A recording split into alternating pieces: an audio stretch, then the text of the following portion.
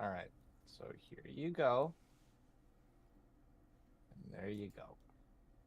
Fucking bless.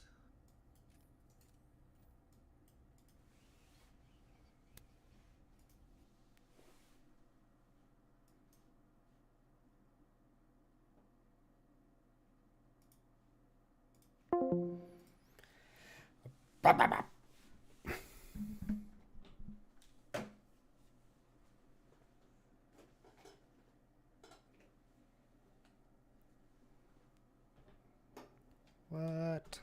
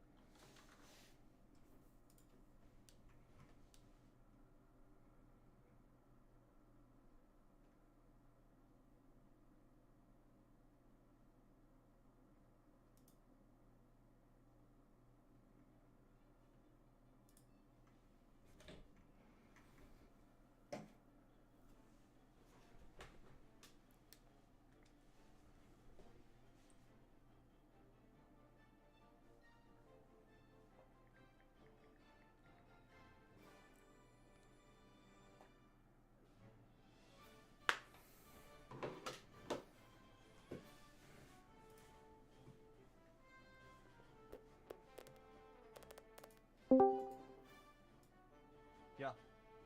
Ah, Yep.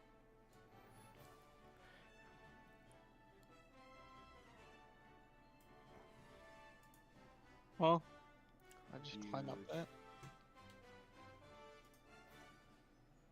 Bunch of low HP shit. But they're all Enough. divine shields, which is annoying. Oh well, your tentacle just mopped up a bunch.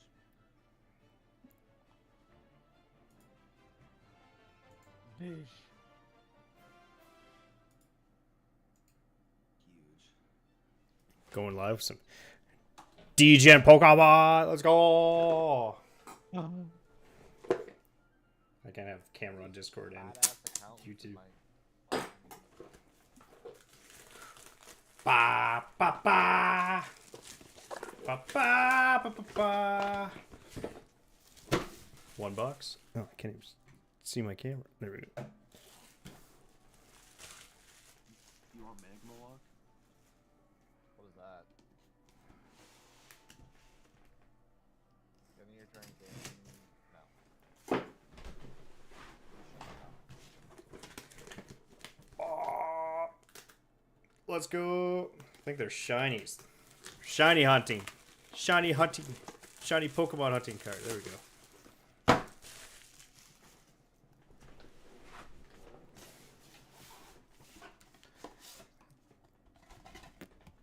Oh, it's the first time there's no art inside. It's just Gucci. Ooh, I need to try and stack that. Gucci gang, Gucci gang, Gucci gang, Gucci gang. Do you need It's pretty cool though. Night Bane? That one's called. I have a Night Bane and a Railer.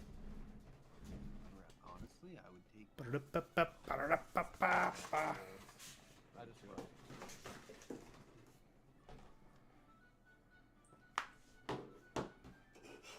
Wait, holy shit. Get a random Murloc and a copy of it. Word! There you go. Look at all the shinies in there.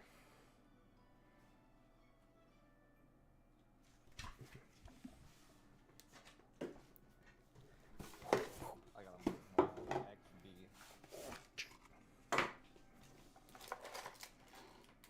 Ooh, a promo. Sir? 29.25. Grandma hanging out with a Mimikyu. He's gonna rock it out with like blocking.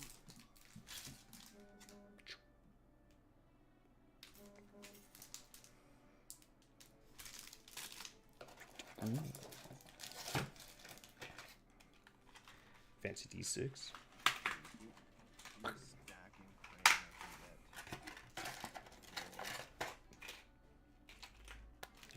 Not the best tokens.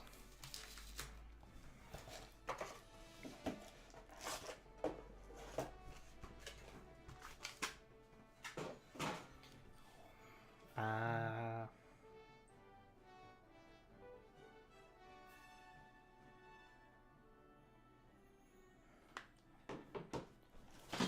Why does TikTok have streaks now? Try to give people FOMO?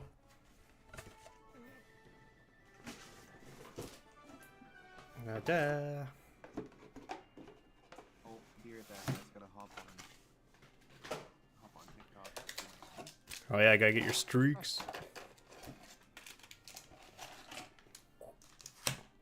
Gotta do my thing. Mimic you. Scour Finn.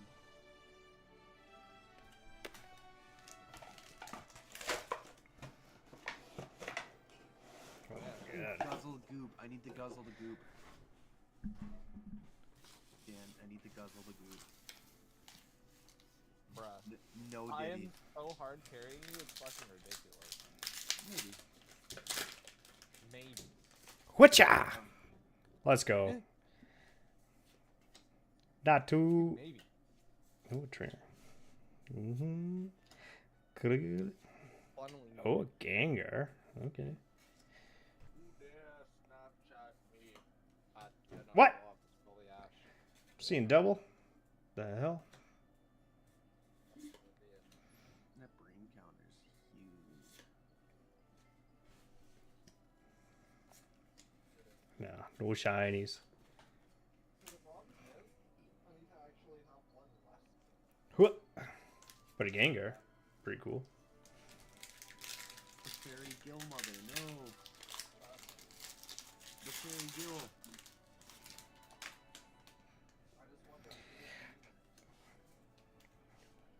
Baby Raichu. Pikachu. Okay. Charmeleon. Okay. Okay.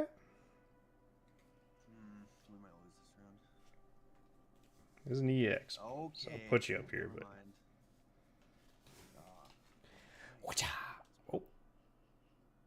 Huge. Passive.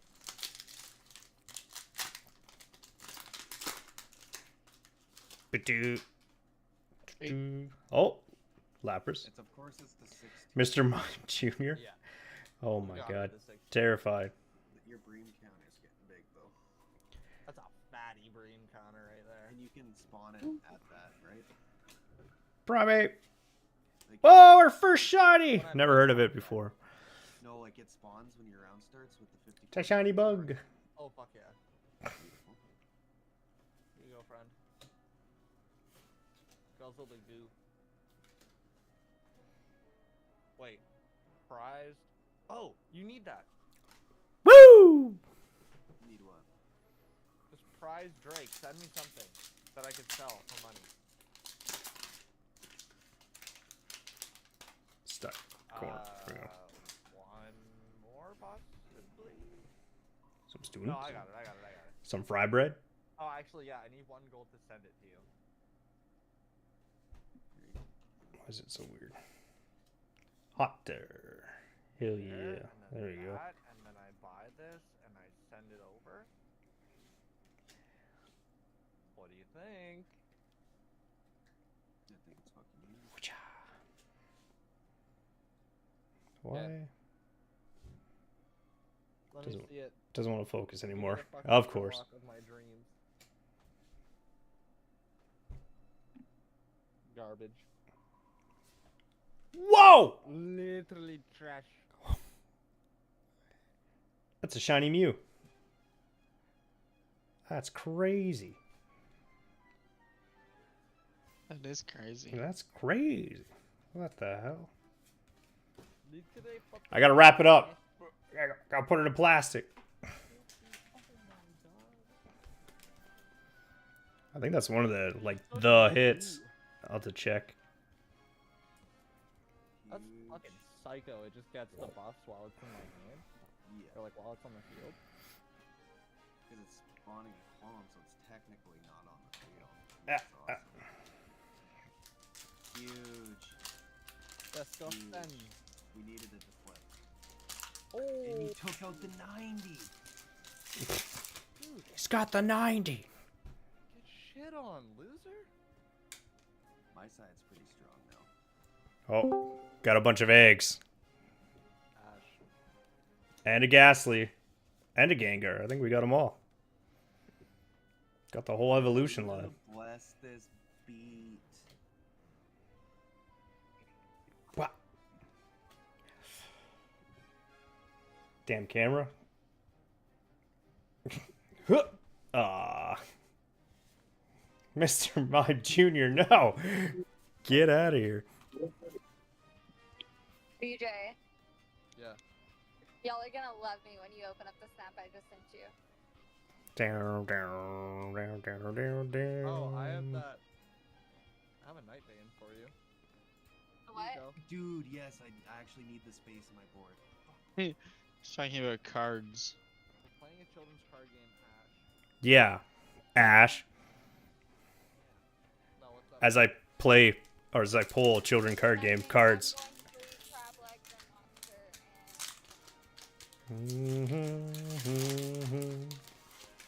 No, Jazz lost the keys inside of my car and she had to fucking pry my door open to unlock it.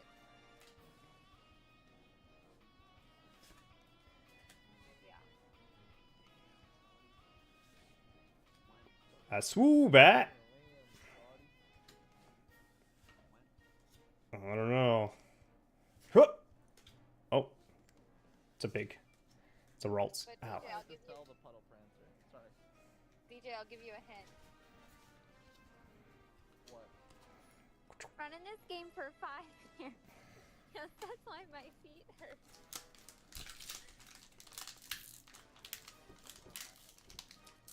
Am I supposed to Ah. fucking find that Ah. money? Oh, what are you doing? Oh, that poor pack did not want to open. Me?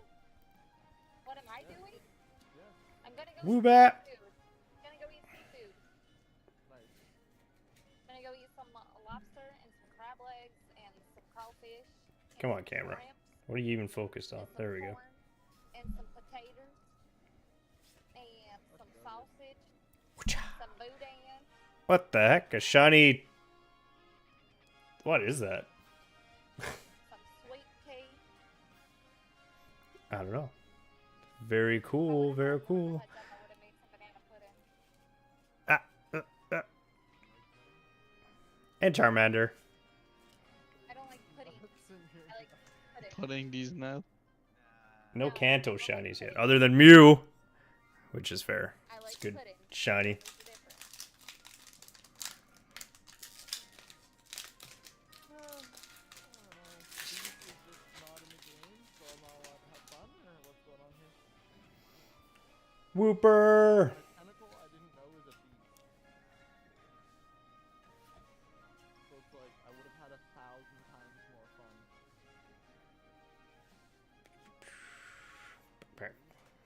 Widowy had like a more billion times more fun. I'm literally hitting the Gwitty right now. At the Piggly Wiggly. Oh, reverse roll. Ghastly. Mimikyu.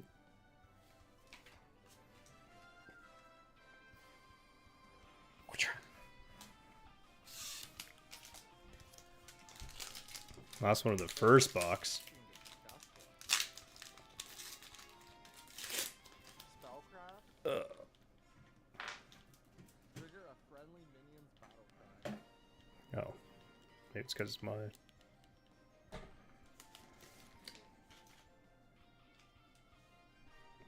Alright, I'm gonna queue up Hey Ya. Hey Ya. Bye.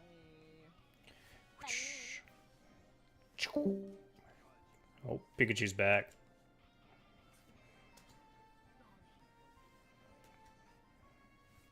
Elmo, I just got Tyrant Tier 5. What are you pinging me? What are these creatures? Are they even real? I am juicing so bad. Meg Mortar.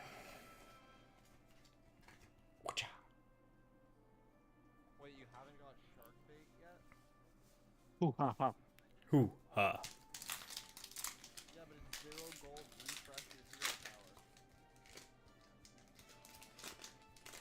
For 14 gold, are you on Pismo? Bro, you Wachow. could rebuy your entire existence with 14 gold. I will. I'll give him a heads up. Stop. Making it real hard to Okay, now fight this guy. pull on camera. Really Camera. not Oh, I'm doing this wrong.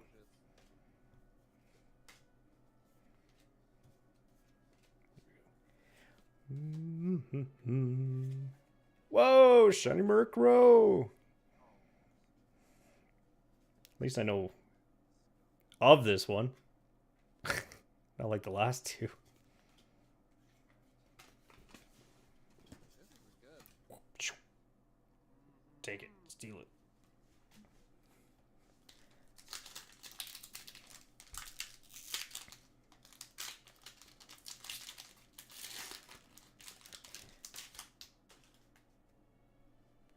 Well, that's a different... It's Mankey. Not Primate. Holy Pikachu.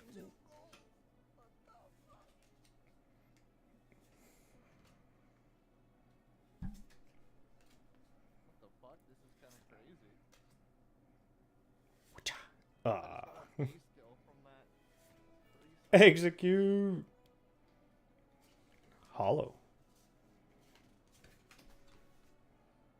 Holy fuck.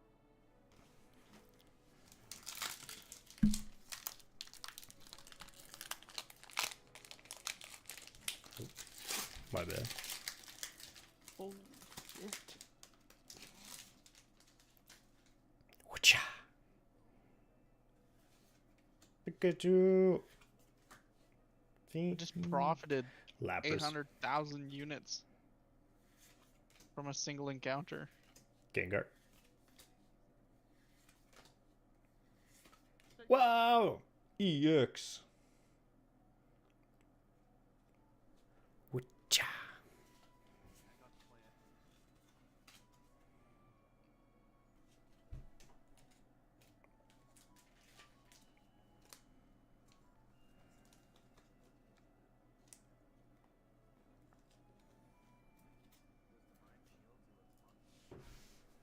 Yeah, it's just kind of cringe. I wouldn't mind if the Roaring Railer decided to give you Paradosis and shit. The Proto Raid. Oh no, it gives all of them. Which one is the tip? See, like, how cringe is this? No way, dude. No way, shot A. Shorty.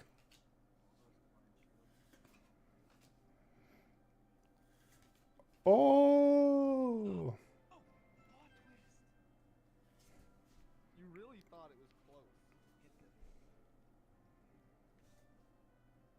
Hell no. Oh my god. This beam counter come with a scope.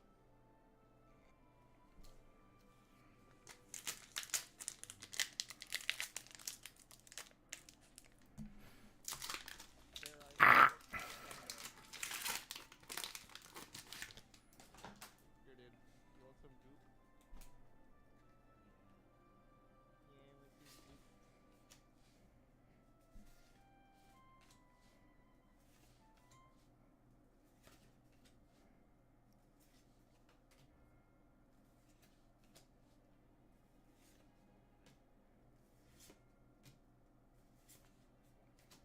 That is what I wanted. It's a EX bat.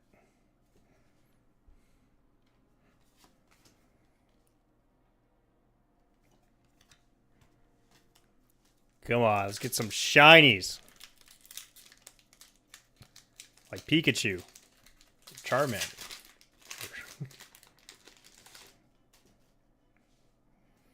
Rare candy.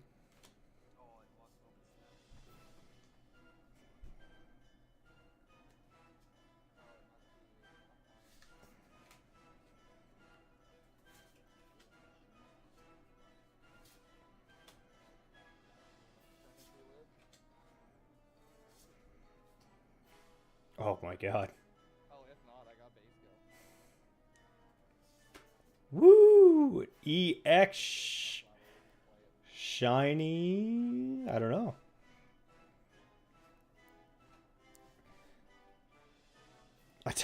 What is going on this?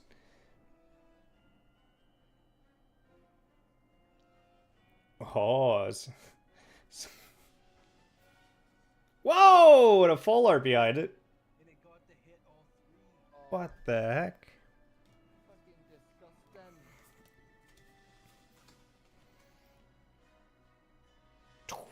Let's go! We got the Doug Trio. Or the Wug Trio. Nice.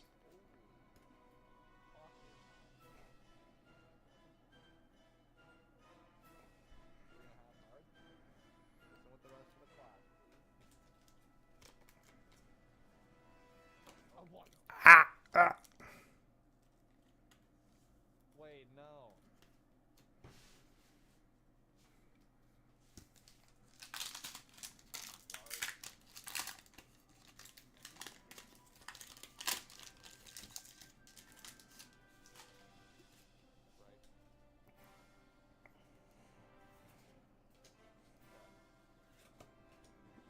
Globopus. A Varoom.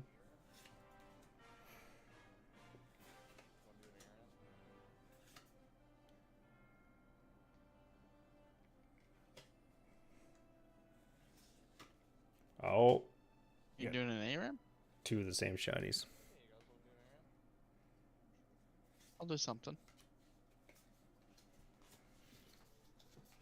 I'm pulling cards, baby. Got 2 packs left.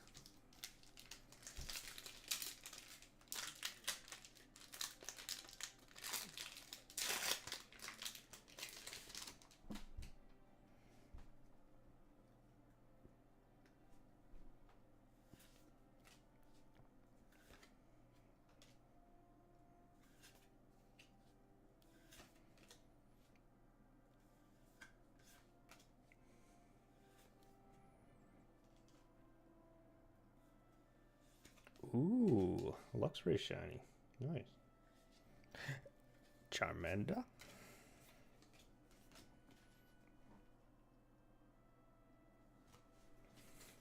One more.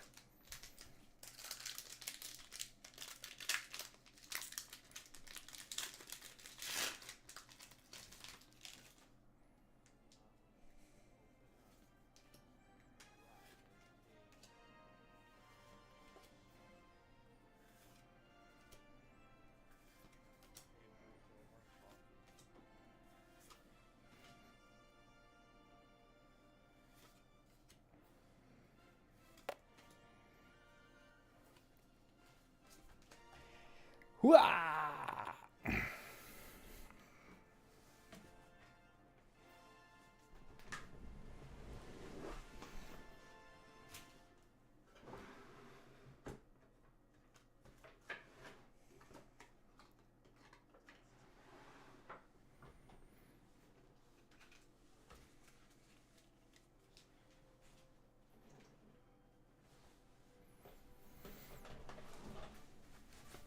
Oh, trainers.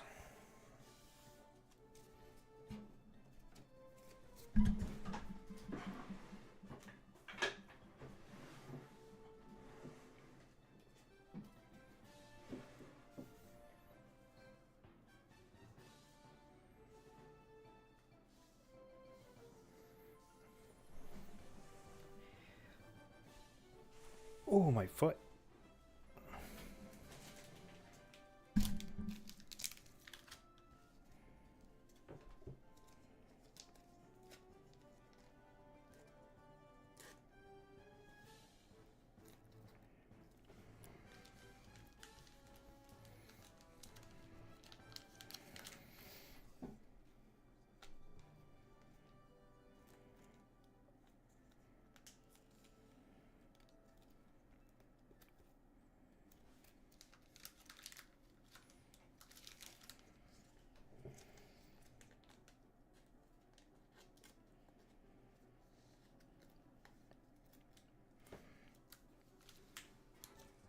You guys playing card games still?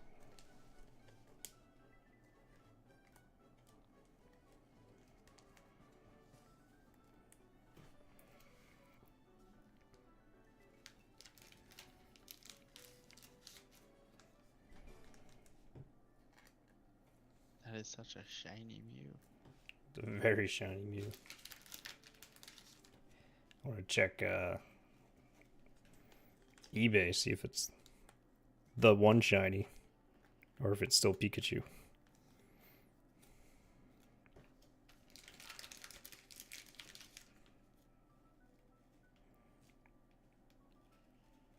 Also got the shiny turd roller.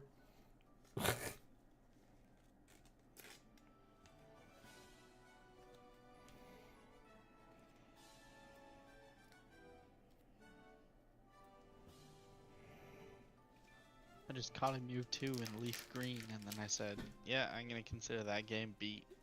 Yep. And I shut it down. I'm now on to Soul Silver. Let me in! There we go.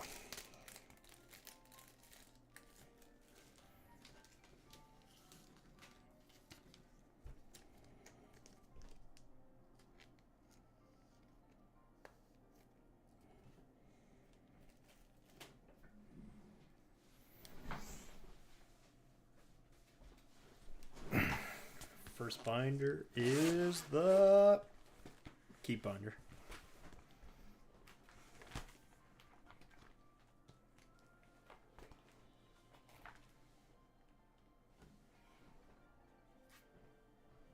Oh, I'll put you there first.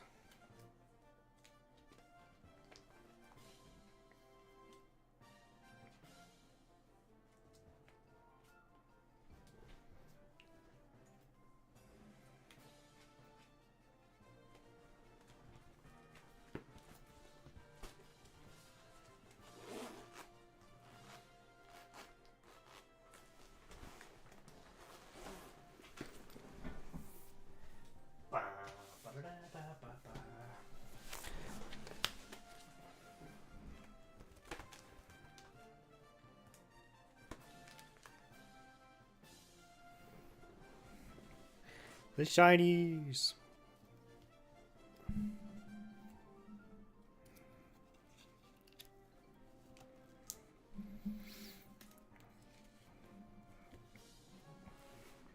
Yeah, this one's not a bad set to open. It's got like a shit ton of these possible shiny pulls.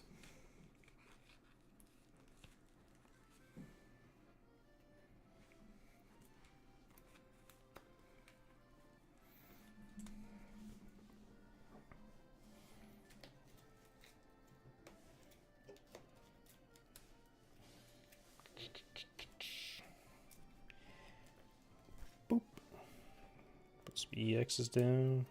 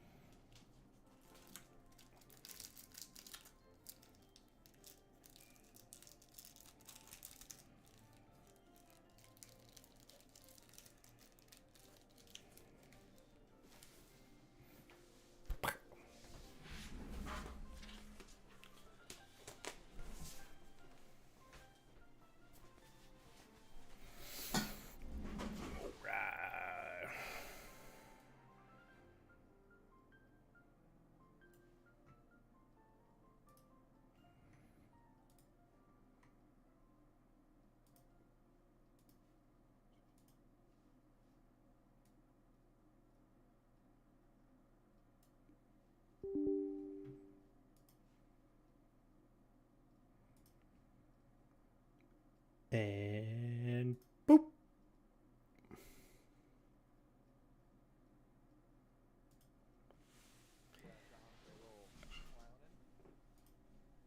Oh yeah. I'm launching the wrong game. I'm launching Battlegrounds. Elden Ring, no.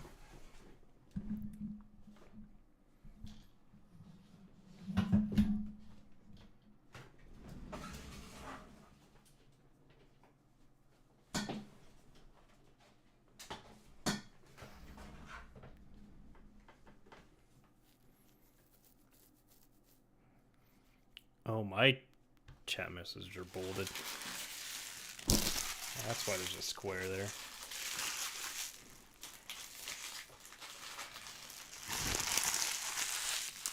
Quick, type more messages. Push it off the screen.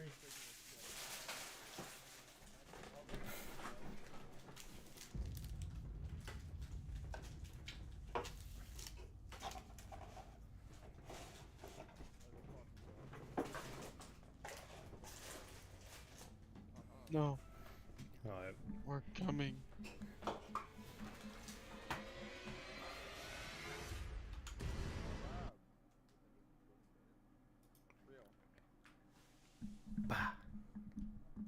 a Godspeed.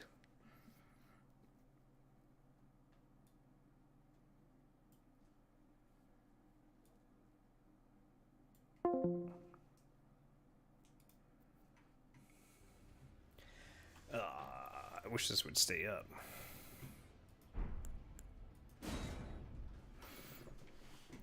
Oop. 1, 2. Nice. 3. 4. I had some lore videos I would have put up.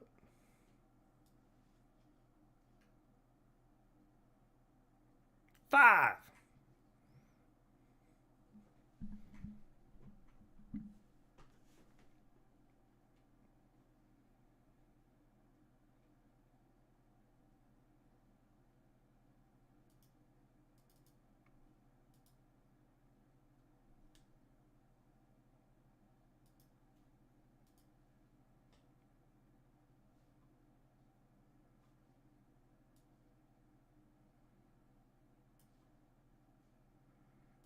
Actually, it might be easier to just make a new one.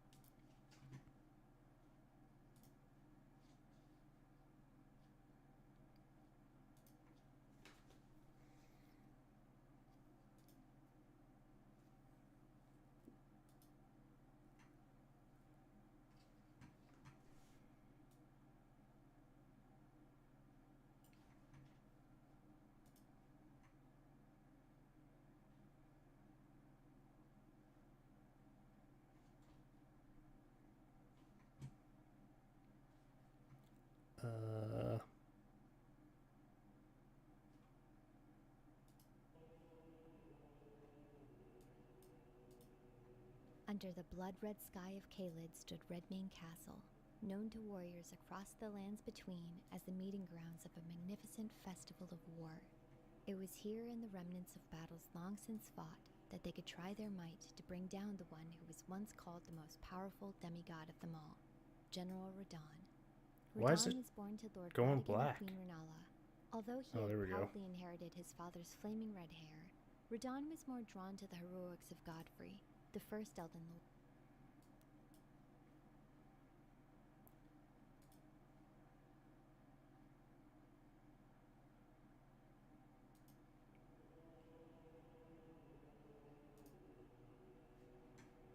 Under the blood-red sky of Caelid stood Redmane Castle, known to warriors across the lands between as the meeting It's doing it grounds again. of a magnificent festival of war. Is there no winning? It was here in the remnants of battles Nope, long there we since go. fought that they could try their might to bring down the one who was once called the most powerful demigod of them all, General Radahn. Radahn was born Fine, to Lord Radagon and Queen Renala. Put it here. Although he had proudly Technology. Works so well.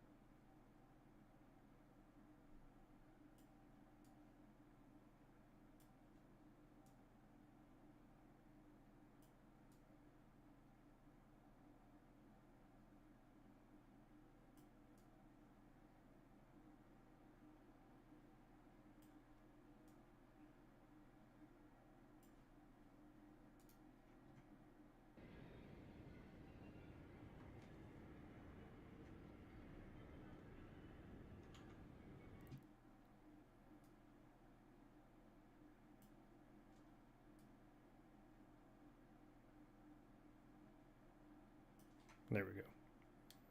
Now we get lore time.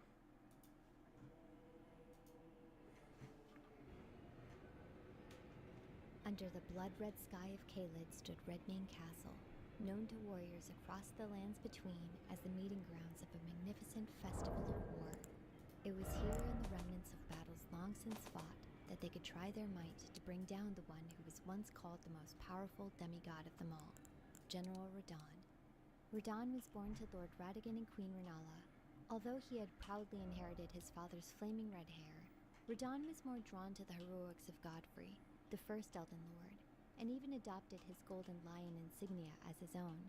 Radahn's might was reflected by his enormous stature. He towered over everyone around him, and even his powerful Redmane knights dwarfed in comparison. But though he was menacing in appearance, Radahn had a tenderness to him. Fearing that his massive size would one day inhibit him from riding his beloved but scrawny steed, he set out to Celia, the town of sorcery, to learn the teachings of gravitational powers. Coming from a long line He of learned brilliant gravitational Redmane powers so he could sorcerers, ride his Radahn skinny was horse natural. still. His tutelage was led by an alabaster What a lord cute guy. who belonged to a race of ancient beings with the skin of stone, who were said to have risen to life when a meteor struck long ago. Although Radahn had first sought out gravitational sorcery for sentimental reasons, after he completed his studies in Celia, he set out with a new conquest in mind. He was going to challenge the stars. Having become a powerful warrior, it would be an astronomical victory for him. Using his newly learned gravitational skills, he held the stars captive in the sky, withholding their very fate. Following in the footsteps of his role model, Radahn had become a force to be reckoned with. He built his fortress in the southernmost region of Caelid. Here he remained with his Redmane soldiers, masterful warriors that were said to have no weakness. But in the days after the Shattering, Radahn's renown would be put to the test in what would turn out to be his last battle. Melania, Blade of Mikola, had been born into scarlet rot, a plague of decay that corroded all it touched. It was this rot that had infected her entire being, and from it she had never known relief. But in spite of it, she was a formidable opponent, the only other demigod to rival Radahn in strength. Along with her clean-rot knights, she was undefeated in her campaign after the Shattering. She journeyed to the Caelid wilds to wage war against Radahn and his Redmane knights. Having been an uncontested hero all his life, Radahn had finally met his match. In what would later be known as the Battle of Aeonia, he fought Melania to a standstill until neither could go on, and in protecting Caelid from the infectious scarlet rot, Radahn himself fell victim to it. It was a war with no victors, one in which the fallen knights would be doomed to continue long beyond their deaths. Although Radahn had survived, it was only his body that remained intact. His mind had been devoured by Melania's scarlet rot, and he only existed to roam the battlefields of his former conquests, eating the corpses of his friends and foes alike. He had become a wandering, mindless, terrifying beast. The surviving Redmane soldiers tried to fight back the scarlet rot overtaking Caelid. Constructing walls set ablaze I'm with dead. fire, they hoped to keep the rot away from reaching Redmane Castle. Out of loyalty for their beloved leader, they retained their posts to watch over him. Despondent at seeing their mighty general suffering and crippled with madness, they were determined to give him an honorable death, one worthy of a demigod hero. They concocted a festival in which warriors across the lands between would be invited to participate, all traveling from afar to challenge Radahn in battle, to claim glory as well as his great rune. In one last spectacular fight, Radahn's might would once again be witnessed. He would die in the only way he had ever wanted, the death of a great warrior. With Radahn's death came the falling stars, finally freed from their captor's hold. But the mystery of why he had sought to conquer them remained. Had Radahn learned something during his studies at Celia, compelling him out of fear to hold back the stars? Was he always just trying to protect Caelid from an inevitable destruction that he had seen was coming? Whatever his reason was, it would forever remain hidden alongside him. The burden of protecting the lands between would now fall to another, for the great Red Lion General was finally free to rest. Wow. Radahn. Poor guy. Hi guys! guys, I want to talk about one of my favorite places in the game because it's so creepy, and if you've seen this village, you know exactly what I'm about to talk about. So Damanula Windmill Village is the place where you go and you will find these ladies who are laughing in a very creepy way, and they look very creepy. They have bloodstained clothes, Okay. and they're just dancing. They're dancing. They don't attack you at all. You can go stand next to them and they won't hurt you. They won't hurt you until you hurt them first. Some of them are aggressive, but for the most part, they're all just happy to be dancing. And Dominura actually means mistress in Latin, which I found out, which is interesting considering you won't necessarily look at this character and think, oh, mistress. But I wanted to know more about this area, so I started to look into it, and it turns out the surrounding area has a few different locations relating to it. So the west, east, and village windmill pastures. And so I visited these locations because I was trying to look for clues. Oh, I'm like an investigative reporter in Elden Ring, but I was trying to look for clues. And in village windmill pasture, you see a bunch of nobles cowering and they're afraid. And in east windmill pasture, you see the ladies dancing around a bonfire. And in that bonfire, you find a couple of items. It's actually my favorite clothing set in the game because it's so pretty. I wish I owned this. I would absolutely wear this, but these items are interesting because they say they're from expatriate royalty. And the text is funny. It says that even if they were found dead in a ditch in the middle of nowhere, they would still, their noble heritage would come through. So I found that was funny because, yeah, that's exactly what they ended up dead in a ditch in the middle of this bonfire. And here's perhaps the biggest clue about this festival is this ghost. It says, I hear festive melody, and then, no, don't skin me. I swear my hide is filthy. Which obviously means this person heard this melody, came here, under the assumption they were going to party and got skinned, which is very sad. I found these ladies, and at first I thought the one on the right was mourning the one on the left, but when I got closer they attacked me, so that was a fake out. I don't know what they're actually doing. This one right here is cleaning, well, she's licking her knife. I also thought maybe she's crying, but no, another fake out. But those are really the only kind of like little visual cues other than the dancing that have any sort of different behavior to let you know what's going on here. The windmills have significance as well. I'm not really sure what it is, but there's something there to be explained. And the size of them is not human, so they're absolutely not human. You can see it's just the lanky arms and just the expressions. At first, I thought they were the bat harpies, you know, the ones that are singing. Those bats actually look a lot like them. They have the same... I feel like I'm stereotyping them, but it's like that typical crone figure. So I thought the bats were related, but I'm not so sure anymore. But yeah, I wanted to know more about these, so I had to look into it. Now these two seem to be worshipping a windmill. If you look up, that is also where you fight the Godskin Apostles, so I'm not sure if that's supposed to imply that, but looks like they're worshipping the windmill. And also you have the little effigies all over the place that are decorated in pink flowers, which is funny because this is what you use, you know, for the online multiplayer. I just thought it was funny how they're all decorated. So as I was trying to farm them for items, something interesting happened. As I love that spell, by the way, that glintstone arc. So as I was attacking them, I noticed one of them do something, and what she did was she bit her wrist and then she spit out blood. There is a close-up of that as she's doing it. I can't remember seeing another character in the game do that, so that is pretty specific animation if that's just for her. But yeah, it's really, really interesting to see that up close. So these are the items that they drop, and they're all wearing these different hoods. And you have the blue one and the festive hood. And the blue one says that it's dyed in a stunning blue and it's only permitted for the young maids who play a central role in the festival. Of course, they're no longer young maids, and of course, it's no longer that stunning blue. And I love that they put that clue in there, the stunning blue, and then they give you this navy hood in the same area to show you, like, no, this is what blue looks like. Their time has clearly passed. They've been doing this for a long time, and that's just such a beautiful clue. Also, the festive garb, it says that it's faintly bloodstained. Like, we understand there's bad things happening in this village, but this is yet another clue to show you they're up to no good. They're killing people here. And then you find this bludgeon here, this weapon, and it says that the skull is too large in size to be human. So I don't know if Oh. that's like a troll skull or if it's another thing.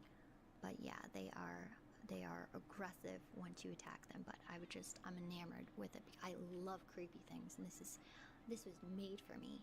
But as I was working on my Rykard video, I combed that area again, Mount Gelmir. I went back to try and see if I missed any clues or anything, and I went back to Hermit Village, which is right next to Volcano Manor, as you can see there.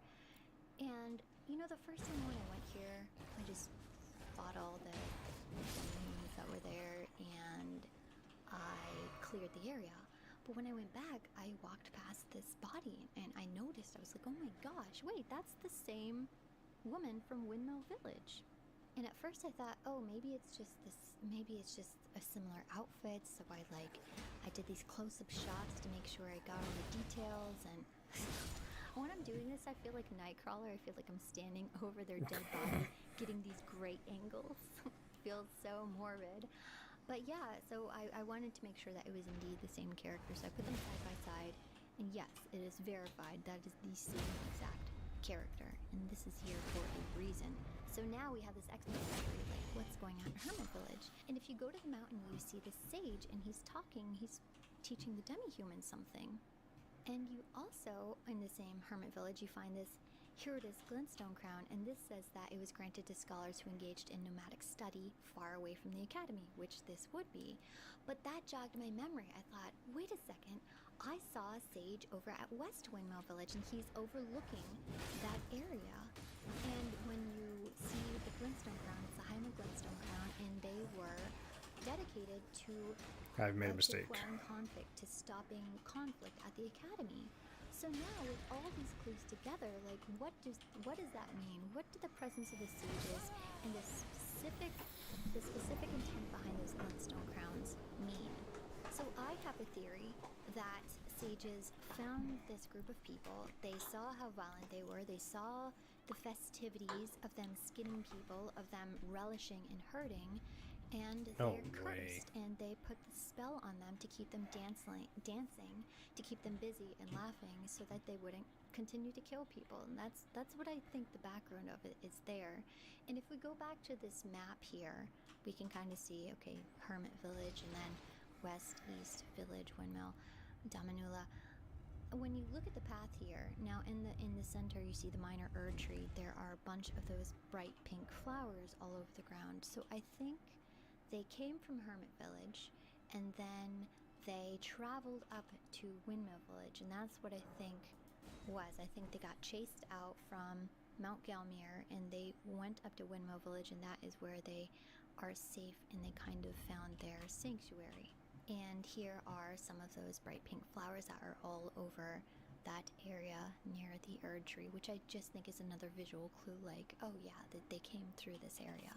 I also noticed that the front gates, the entrances were very similar. So at Hermit Village, it's got the same exact entrance as it does at Damanula Windmill Village, and both of them look run down. Both of the villages look like they haven't been inhabited and lived in. So I don't know if they came over and took over, or if it's just a state to show that things have fallen apart. But I'd love to know more information, because this is probably one of my favorite locations. I love true crime, and I think that's why I love the lore so much, and looking for clues is because I feel like I'm uncovering a mystery, and that's just my favorite thing. So if you know any information about Windmill Village, I would love to hear it. If you've came across anything in the game, that would be amazing if you could share it with me. Otherwise, my official theory is that they are under a spell from the sages, from the Haima sage who's there to quell conflict, who saw what they were doing, heard news of this awful festival of people going there and being skinned, and I think they are there, they're cursed to laugh and to be happy, to avoid doing this. But I really don't know, that could totally be wrong. I just feel like a detective who has some evidence and is trying to make the situation make sense. But I love this area. Just had to share my find about Hermit Village. I was so excited when I found that. So yeah, that's Windmill Village. If anyone has any other answers, I'm all ears. Otherwise, I will see you next time. Bye! Bye. Of all the horrors in the lands between, there was no greater evil than that found within the walls of Volcano Manor. An inquisition of bloodshed had sprang from ambitions that many had once deemed worthy of a great leader. But their lord whom they once followed had become a monstrosity, unlike any that had ever existed before. The reviled and hideous Praetor Rykard, Lord of Blasphemy. Rykard was the eldest son born to Radigan and Renala. In the days before the Shattering, when the lands between was governed by the Golden Order, Rykard had been a captivating presence. His followers had been drawn to him by his grand ambitions and his defiant attitude. His disinterest in the rigid fundamentalism of the Golden Order was appealing to those who were critical of it. Rykard had a taste for exploration, and it was during his travels to lands afar that he met and fell in love with a dancer named Tanith. She had enchanted him not with physical appeal, but through her dignified beauty, and Rykard soon pursued her in marriage. His travels would later take him to the base of Mount Gelmir, a dormant volcano in the west of the Atlas Plateau. It was in this desiccated land that he discovered the ancient hexes that had been conceived there when the volcano was host to fanatics of a heretical religion long since forgotten. As were all the children from Renala's lineage, Rykard was a powerful sorcerer and sought to harness the power of Mount Gelmir's magma into a new and practical sorcery. It was here that he decided to set roots and built a vast castle, as threatening in appearance as the volcano on which it was built. He named himself Lord of Volcano Manor, and Tanith, its lady. In the preceding days of the Night of the Black Knives, Rykard had served an instrumental role alongside his sister, Rani, in preparations that would enable her to steal the Ring of Death. They had both disparaged the meddling of the Two Fingers and their prattle of a predestined fate. Rani was successful in her plot, and gifted Rykard a knife that contained traces of the Rune of Death, should he ever have to face Malekith, the wielder of the Black Blade that contained the power to kill him. Rykard's blasphemous actions against the Golden Order had earned him the support of many who questioned their own faith in it. His public denunciation of the Greater Will made him seem like a fearless leader, one worth fighting for. But Rykard wasn't a respected warrior like his brother, Radahn. He didn't have the tales of conquest to earn him the admiration given to a great hero. He took his power by force, and began a bloody persecution against any that clung to the Golden Order and the Erd Tree. Though he was Lord of the Manor, Rykard had never truly been the one in charge. When he had arrived at Mount Gelmir, he had found something that would inevitably be the end of him. Something that would lead to a putrid field of death and a reign of terror and bloodshed, far beyond anything that had ever been seen before. Beneath the volcano lived an ancient deity in which true evil resided. The immortal being was called Aglay, a horrific serpent that demanded blood through sacrifice. Rykard had been charmed by it, just as he had been mesmerized by Tanith long ago. Rykard's manor had been built as a monstrous tribute, a place where the lost heretical religion of Mount Gelmir could thrive once again. But Aglay was a deity that demanded sacrifice, and the act of worship was not done in churches, but done through bloodshed. Volcano Manor had become the site of an appalling inquisition. The mass murder and torture of countless victims fed the bloodlust of the serpent deity. The killings were done indiscriminately, and many nobles died within the walls of the horrific dungeon. But Rykard's devotion to his god could never satiate him, and the gluttonous pursuit of blood only grew larger. The prisons of the manor could no longer hold all of the victims, and the manor was expanded with only bloodshed in mind. Aglay had once promised Rykard immortality. All he had to do was offer himself to the serpent, body and all. He would take a new life, in which he could grow stronger and live eternally without the fear that death would one day come for him. In his lust for that unattainable power, he fed himself to the serpent, and all ambitions he once had were no more. But for Rykard's men, this was beyond the pale. Once loyal because they believed him to be a leader with ambitions that defied even the Greater Will, they now only saw a horrific monstrosity with an insatiable lust for bloodshed and depravity. Like all others surrounding him, the Gelmir Knights turned their backs on Rykard. It was only Tanith that remained, and never before had she been more enamored than the moment he fed himself to the serpent. Reichard's blasphemous campaign against the Golden Order was an unforgivable sin. The royal capital of Lindell sent an army to quash him and snuff out the Lord of Volcano Manor. But even though his knights had turned their backs on him, Reichard was not without an army. The Lindell soldiers were no match for the unspeakable horrors that met them on the battlegrounds of Mount Gelmir. Reichard had created machines perfected for mass murder, iron virgins that had been fashioned in the very likeness of Tanith. The Lindell soldiers were assaulted and killed in droves, and Reichard's victories were put on a gruesome, sadistic display. It was the most atrocious battle in the entirety of the Shadowing. The Lindell soldiers that survived were left outnumbered and unprepared for the barren battlefield. In a display of utter hopelessness, they turned to cannibalism when they could no longer bear the pain of starvation. Reichard and Tanith resolved to kill any Tarnished that had the markings of one who might become a great ruler. Under their watch, no Tarnished would ever rise to Elden Lord, and they would assassinate any that bore the likeness of a hero. They lured fallen Tarnished to the land, under the guise of sanctuary among other recusants, those who had turned against grace and the greater will. But in a monstrous design like everything else within the manor, they used the Tarnished to hunt their own kind, and ensured that any who might have been a candidate to become Elden Lord were killed. Although Reichard had been forsaken by his knights, he had not been forgotten by them. The men who once served him now sought a way to kill him, and in their search found a weapon that was fashioned long ago to hunt the immortal serpent of Mount Gelmir. But though they tried to kill him, they failed. Reichard had become too powerful. It was a task that only the worthy Tarnished could complete, and in confronting the horror beneath the grounds of the manor, was Reichard then slain and run through, thus ending the most vile legacy that had ever been born. Lady Tanith, who had been ever joined to her beloved lord, and even more so after he became one with the serpent, would spend her days devouring his remains, in a deranged act of eternal devotion to him. For Tanith and the Yuck. deformed man serpents born from Reichard's terrible union, Volcano Manor would always be their home, stained with blood. But for the rest of the lands between, there could only be hope that the gruesome manor once responsible for the deaths of so many would one day be engulfed by the volcano, and that the elder serpent that once devoured a demigod would never be resurrected again.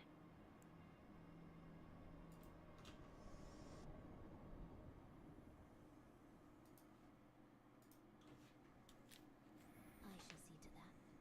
All I ask of you is to make the journey to the snowy mountain tops of the giants, far above the clouds.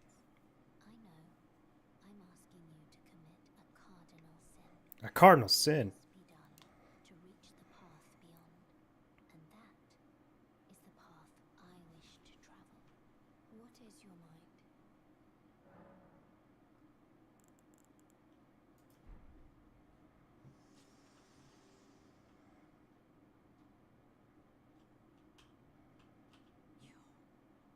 Please, I can read them. Your fingers, please, your fingers. Turn back. Ahead lies the land of the giant's flame, and the way forth is forbidden. Hear me. The burning of the earth is the first Ugh. cardinal sin. He's tarnished. He's meaningless. He's a sinner. God, I'm just an awful person in this game. Free the world itself. Who would dare put you up to such a task? Most certainly not the fingers.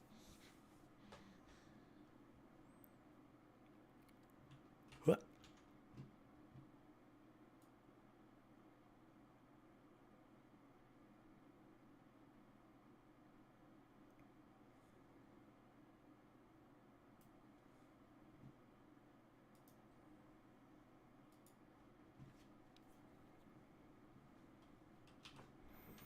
And we're back.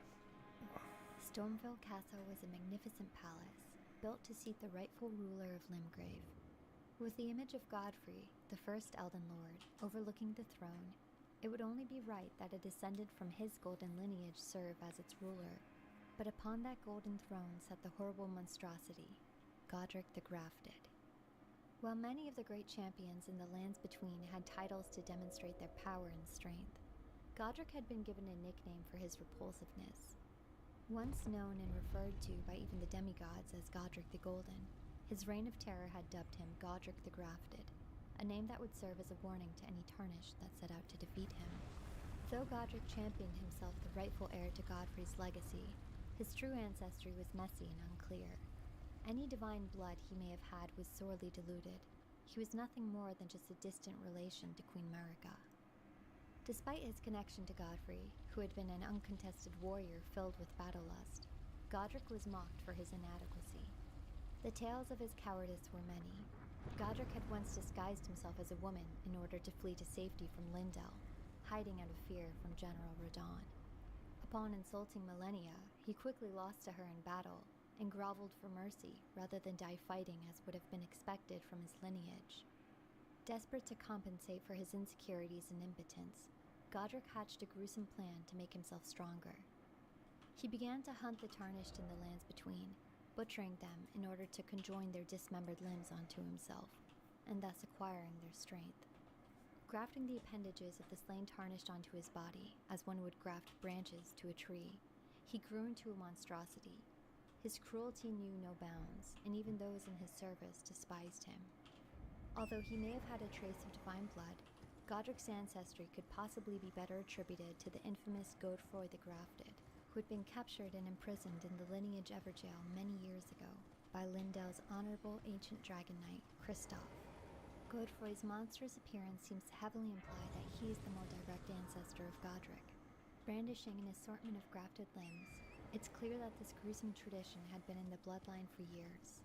In fact, the barbaric practice might have even been started by none other than Godfrey himself. Upon taking his vow to become a lord, Godfrey took his beast regent Siraj upon his back to suppress the ceaseless desire for battle that raged within him. But while Godfrey did this to suppress his violent yearnings, Godric did so only to make himself more of a threat. Despite his brutal butchering and posturing as a fearsome ruler, his reign of bloodshed was eventually brought to an end by the very tarnished he had hunted for years. His true lineage might never fully be known, but for now, the tarnished would no longer fear becoming another addition to Godric's terrible collection. It's gonna Thank rain you so much, tonight. everyone, for watching the video, and if you liked it, make sure to give it a comment and a like, and I will bring you more lore videos next week. Big thumbs Share up. speculations about Godric in the comment section. I love hearing about what people have pieced together, and I will see you next week. Bye!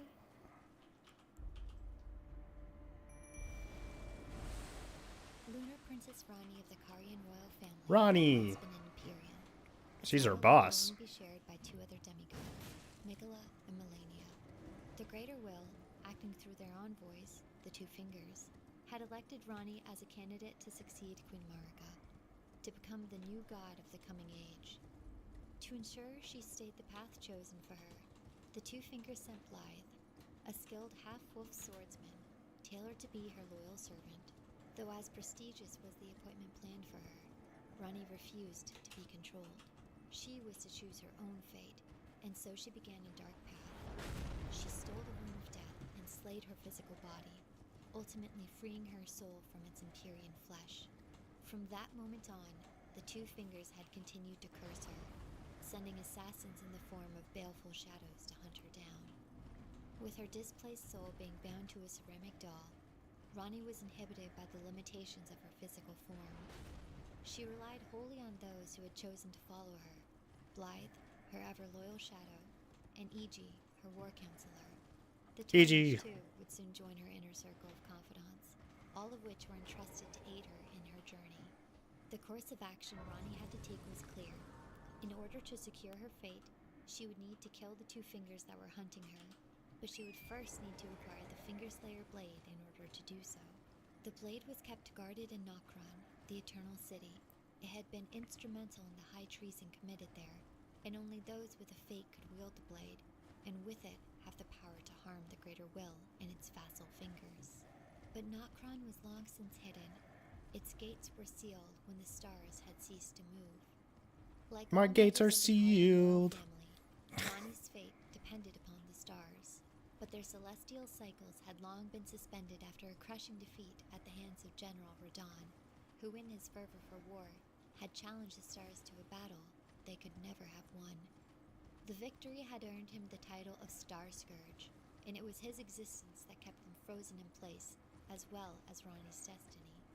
To reach Nokron and find the Fingerslayer blade, Radon would have to be killed in order to free the stars from their bindings. Blythe and the Tarnished, under direction from Ronnie to retrieve the blade, set out to put the plan into motion. Joining other warriors from the lands between, they gathered to defeat the powerful Radon in the very battlefield where he had defeated the stars, and it was through his death that the celestial bodies were finally freed from their stasis, and with them, the gateway to Nokron was opened. Though Blythe had given his word to take up his sword once more for the final act in the Eternal City, after the battle against Radon, he was nowhere to be found, and Iji urged the Tarnished to carry out the task alone. But whatever difficulty may have lied in waiting, the assignment was soon accomplished, and the Fingerslayer blade was now in Ronnie's possession. She would soon begin her journey on the dark path that only she could tread. The mystery behind Blythe's disappearance would soon be learned, as he was eventually found imprisoned in the Everjail, placed there by none other than Iji. Confused by his friend's actions, Blythe stated that Iji had warned that he would bring nothing but torment to Ronnie, and trapped him there in order to protect her. Even considering such an act was unfathomable to Blythe, for he was a part of her very being, and would never do anything to harm his mistress. He had made a vow to serve no other master than her, but Iji was very aware of the powerful manipulation that the Greater Will could manifest over his subject to carry out their design. As these influences were impossible to fight off, Iji had fashioned a mirror helm, which he wore at all times to protect himself from any such assaults. Iji's protection from any intervention by the Greater Will allowed him the clarity of mind to realize that Ronnie's devoted servant had long begun a losing battle. For in his defiance against the will of the Two Fingers, Blythe was slowly being lost to madness. Against his will, Blythe had been sent with one ulterior purpose: to keep Ronnie under the control of the Greater Will. Though he had been fashioned as Ronnie's shadow to be her loyal follower and capable of treachery, Blythe was meant to ultimately function on behalf of the Two Fingers as a safeguard against disobedience, should Ronnie turn evil. Shadows like Blythe were designed to go mad should their charge stray from their power. They would be transformed from a loyal follower into a corpse that plagued their master. But the Two Fingers did not anticipate the devotion and love Blythe would develop for Ronnie, and despite their force of willpower over him, his loyalty was so unwavering that not even the Greater Will could easily control him to turn against her. Though Iji could see Blythe's eternal loyalty to Ronnie, he knew that it would only be a matter of time before he would be lost to madness.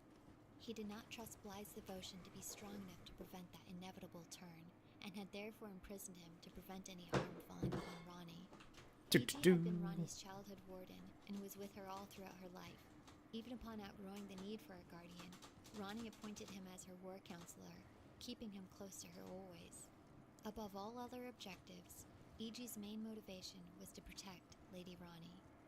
In their last attempt to right the wrong of Ronnie's transgressions against them, the Two Fingers had sent a powerful assassin to eliminate her, commissioned in the very form of her beloved Blythe. Seeing right through the despicable display, Ronnie directed the Tarnished to cut down this last interference. Her anger against her foe was renewed, and with the baleful shadow defeated, she was now able to freely face the Two Fingers. Black Knife assassins had also been sent to kill the loyal guardians.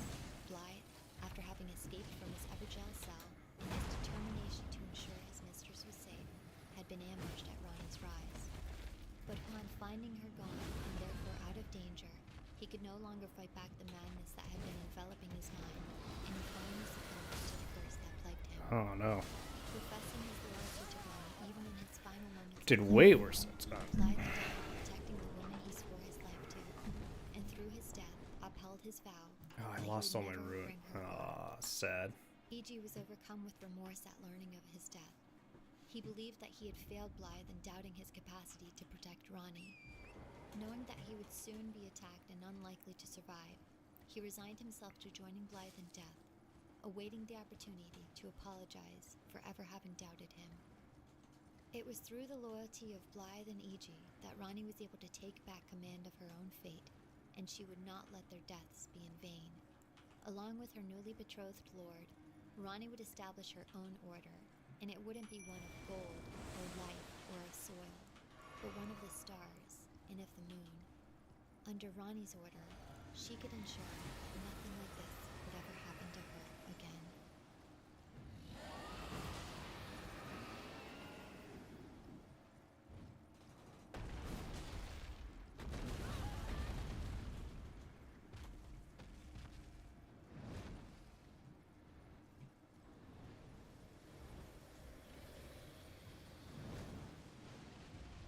Long before the Great War of the Shattering was a great romance that unified the warring sides of the houses of Erdtree and of the Moon. For a time, this union brought peace to the lands between, and the conjoining of the two houses had forgiven all wounds of war. But like any doomed romance, it did not end happily, and undoubtedly put into motion the penultimate act of destruction. How is Frostbite the just shattering one-shotting of me? the Elden Ring. In the days of war between the Order of the Erdtree and the House of the Full Moon, a great champion named Radagon was sent into battle. A striking presence with fiery, flowing red hair, Radagon was the head of a golden army sent to confront Queen Renala, head of the royal family of Caria.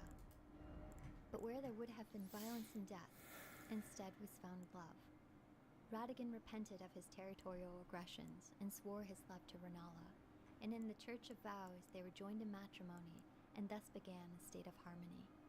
Through their union came several children, the future demigods, as daunting in stature as their parents. But when it became known that Godfrey, the first Elden Lord and husband to Queen Marika, was exiled from the lands between, Radagon left Lady Renala to return to the Erdtree capital, and soon became Queen Marika's second husband and Lord King Consort, thus taking the title of Second Elden Lord. Lady Renala was left broken-hearted at her abandonment. When the Academy of Rea Lucaria, of which she governed, rebelled against the royal family, she was locked away and imprisoned in the Grand Library. The years of confinement took a toll on the queen, and any desire of self-preservation was transferred to the care of her daughter, the amber egg bequeathed to her by her love, Radagon. Protected by Lord Radagon's Red Wolf, with only her amber egg to love, Lady Renala was driven to lunacy, as fitting for her title of the Full Moon Witch. She devoted herself to the grim art of reincarnation, promising to one day birth her daughter anew. The powerful and formidable sorceress was nothing but a shadow of the past, and only through her daughter's conjuring existed a vision of the once grand Queen Renala at her powerful prime. Thus ended a great love between two former opponents. Had their matrimonial vow not been severed, would it have prevented the shattering? Or was it fated to be inevitable, due to the capricious nature of the demigod offspring? It remained a mystery why Lord Radagon had left Queen Renala, and how a mere champion had been chosen for the seat of the Elden Lord. But Radagon harbored a secret that was conveyed in a great statue commissioned to render his likeness that resides in the Erdtree capital. The lands between would never know the full story. That's for the Tarnished to find out. Thanks so much for watching this Elden Ring lore video. I have a lot more planned, so if this does well and if anyone wants more and you like it, definitely give the video a like and a comment and let me know, and I will work on more of it. Again, thanks for watching, and see you later. Bye. Bye.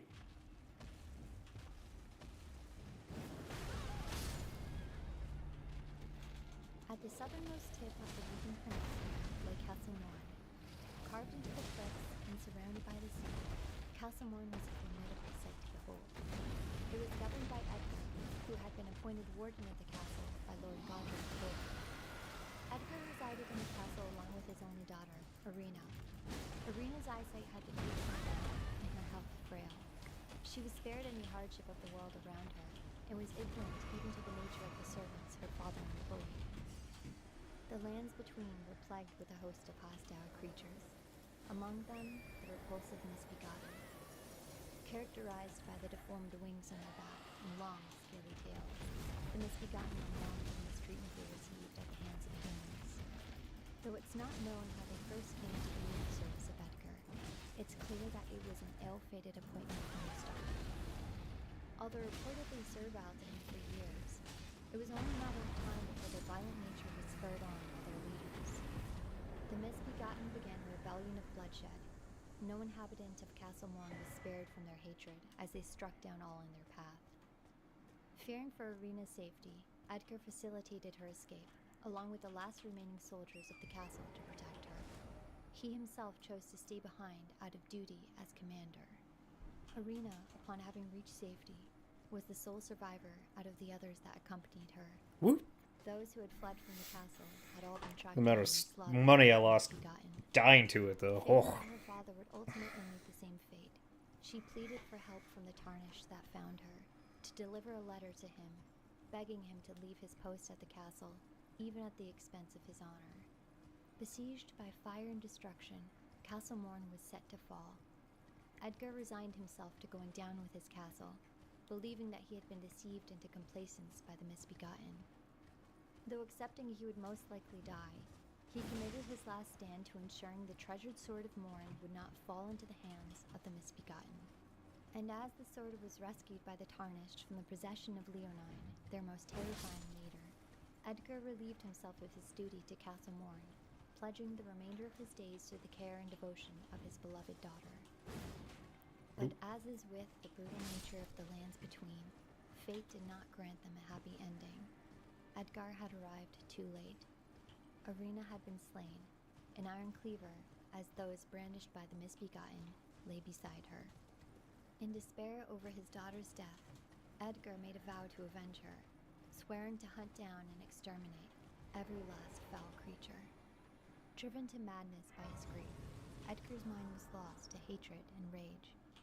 In his pursuit for revenge, he roamed the lands between to hunt down the Misbegotten, but no longer saw any distinction between them from any other being that crossed his path. Devouring the bodies of those he killed, Ah! much like those he had vowed to destroy. It was only through his eventual Whoa, whoa, whoa, whoa, whoa, death whoa. that he finally found peace. And thus Castle Morn, having fallen to the Misbegotten in their bloody rebellion against the masters they once served. Oh. What's up, buddies? Thank you so much for watching the video, and I wanted to give a big, big thank you to everybody that took the time to watch my first lore video, giving me such amazingly nice and supportive feedback. It was super encouraging to me. This is clearly an extremely nice and nice, positive, and happy community, so I'm really excited to be making these videos and that it received such a good reception.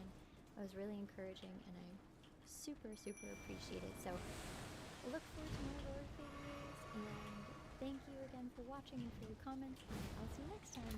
Chop. Bye! Oh. Hey everyone, welcome Nice back birdie. to today's class. Today we're going to be talking about the demigod family tree. You can find the course notes online. Make sure to go check in and get credits. Obviously, that's totally false. I just wanted to put this together because the last video I did, my sorcery timeline video, people said it sounded very academic, so I'm just having a little fun. Why is there But things yeah, under the I'm gonna be ground? talking about the family tree today. So if you don't want to be spoiled, please don't watch this. But if you are up to date with everything, or you just like talking about theory and discussion, then we're gonna go ahead and get started. So this is the family Ah! tree I I've put missed. together based on what I think logically would make sense for everything named coming true. Oh, no. I just want to start with a little background. How did I start going down this whole family tree background? Yes. Something of interest to me. So when I was working on my Rykard video, I had all those images and all the video clips sort of just in my head, thinking about what would visually go well together. And as I'm in that Mount Gelmir area, I find this dungeon called the Gelmir Hero's Grave, and in that dungeon there's this weapon called the Ring Finger. And when I saw this, without even reading the text, I immediately linked it to Rykard's hands. I said, oh my gosh, that is the same finger as Rykard. And you can see in the video, in the clip, it's so intentional, it's so slow. It's like they really wanted to make that connection going back to this one. Right. The second is he's thought to have been cut from the ancestor's finger creeper. And of course, the finger creeper Creeper, we've seen those. They're the ones that fall around and they have the rings on them. But I just thought this was creepy. Like, this was absolutely intentional. They wanted you to put these two items together like a shot. Wait a second. What's the relation here? Why does Riker have this finger creeper finger? So I went on Reddit because I wanted to see if anyone else had found this connection in my oh, does anyone notice Riker has the same fingers as the ring finger blade? And I didn't find anything regarding that, but I did find this post. Are the finger creepers the hands of giants? And this user says that the corpses of the fire giants and the mountaintops of the giants are very similar to the finger creepers, and a lot of the corpses are missing their hands and their arms. So I immediately got on Torrent and I went to go look because I just unlocked that area. So yes, when you go to that area, a lot of these preserved Oh, that's creepy. corpses, it's going to the statues, totally wrong word, they are missing their hands and their arms. And you do in fact see these giant finger creepers roaming around in the mountaintops of the giants. So I think that person was definitely onto something with that comment. That comment at least put me in this area to begin with. So I have to thank that user for doing that, because in that area you get to see something else that we'll get to in a second. But yeah, so the finger creepers, we found them all throughout the game to this point. Specifically the areas that I have seen them that have at least a lot of significance that kind of stick out, like, oh yeah, I remember seeing them there at the Kari Manor, the Kari Study Hall, Mount Gelmir, and the mountaintops of the giants. And of course these three ones make Oh my sense god. with their relation to Oh, he doesn't see me. the Hall family. Mount Gelmir, Good kitty. Sun. So those three make sense, but this one did not make sense to me. And as you can see, I lost my runes here. I had to fight for those really hard. But yes, if you go in the mountaintops of the giants, you will eventually fight this guy, and he is so difficult. Oh my gosh, that was an annoying fight. Oh, you can actually see here his hands are. Oh.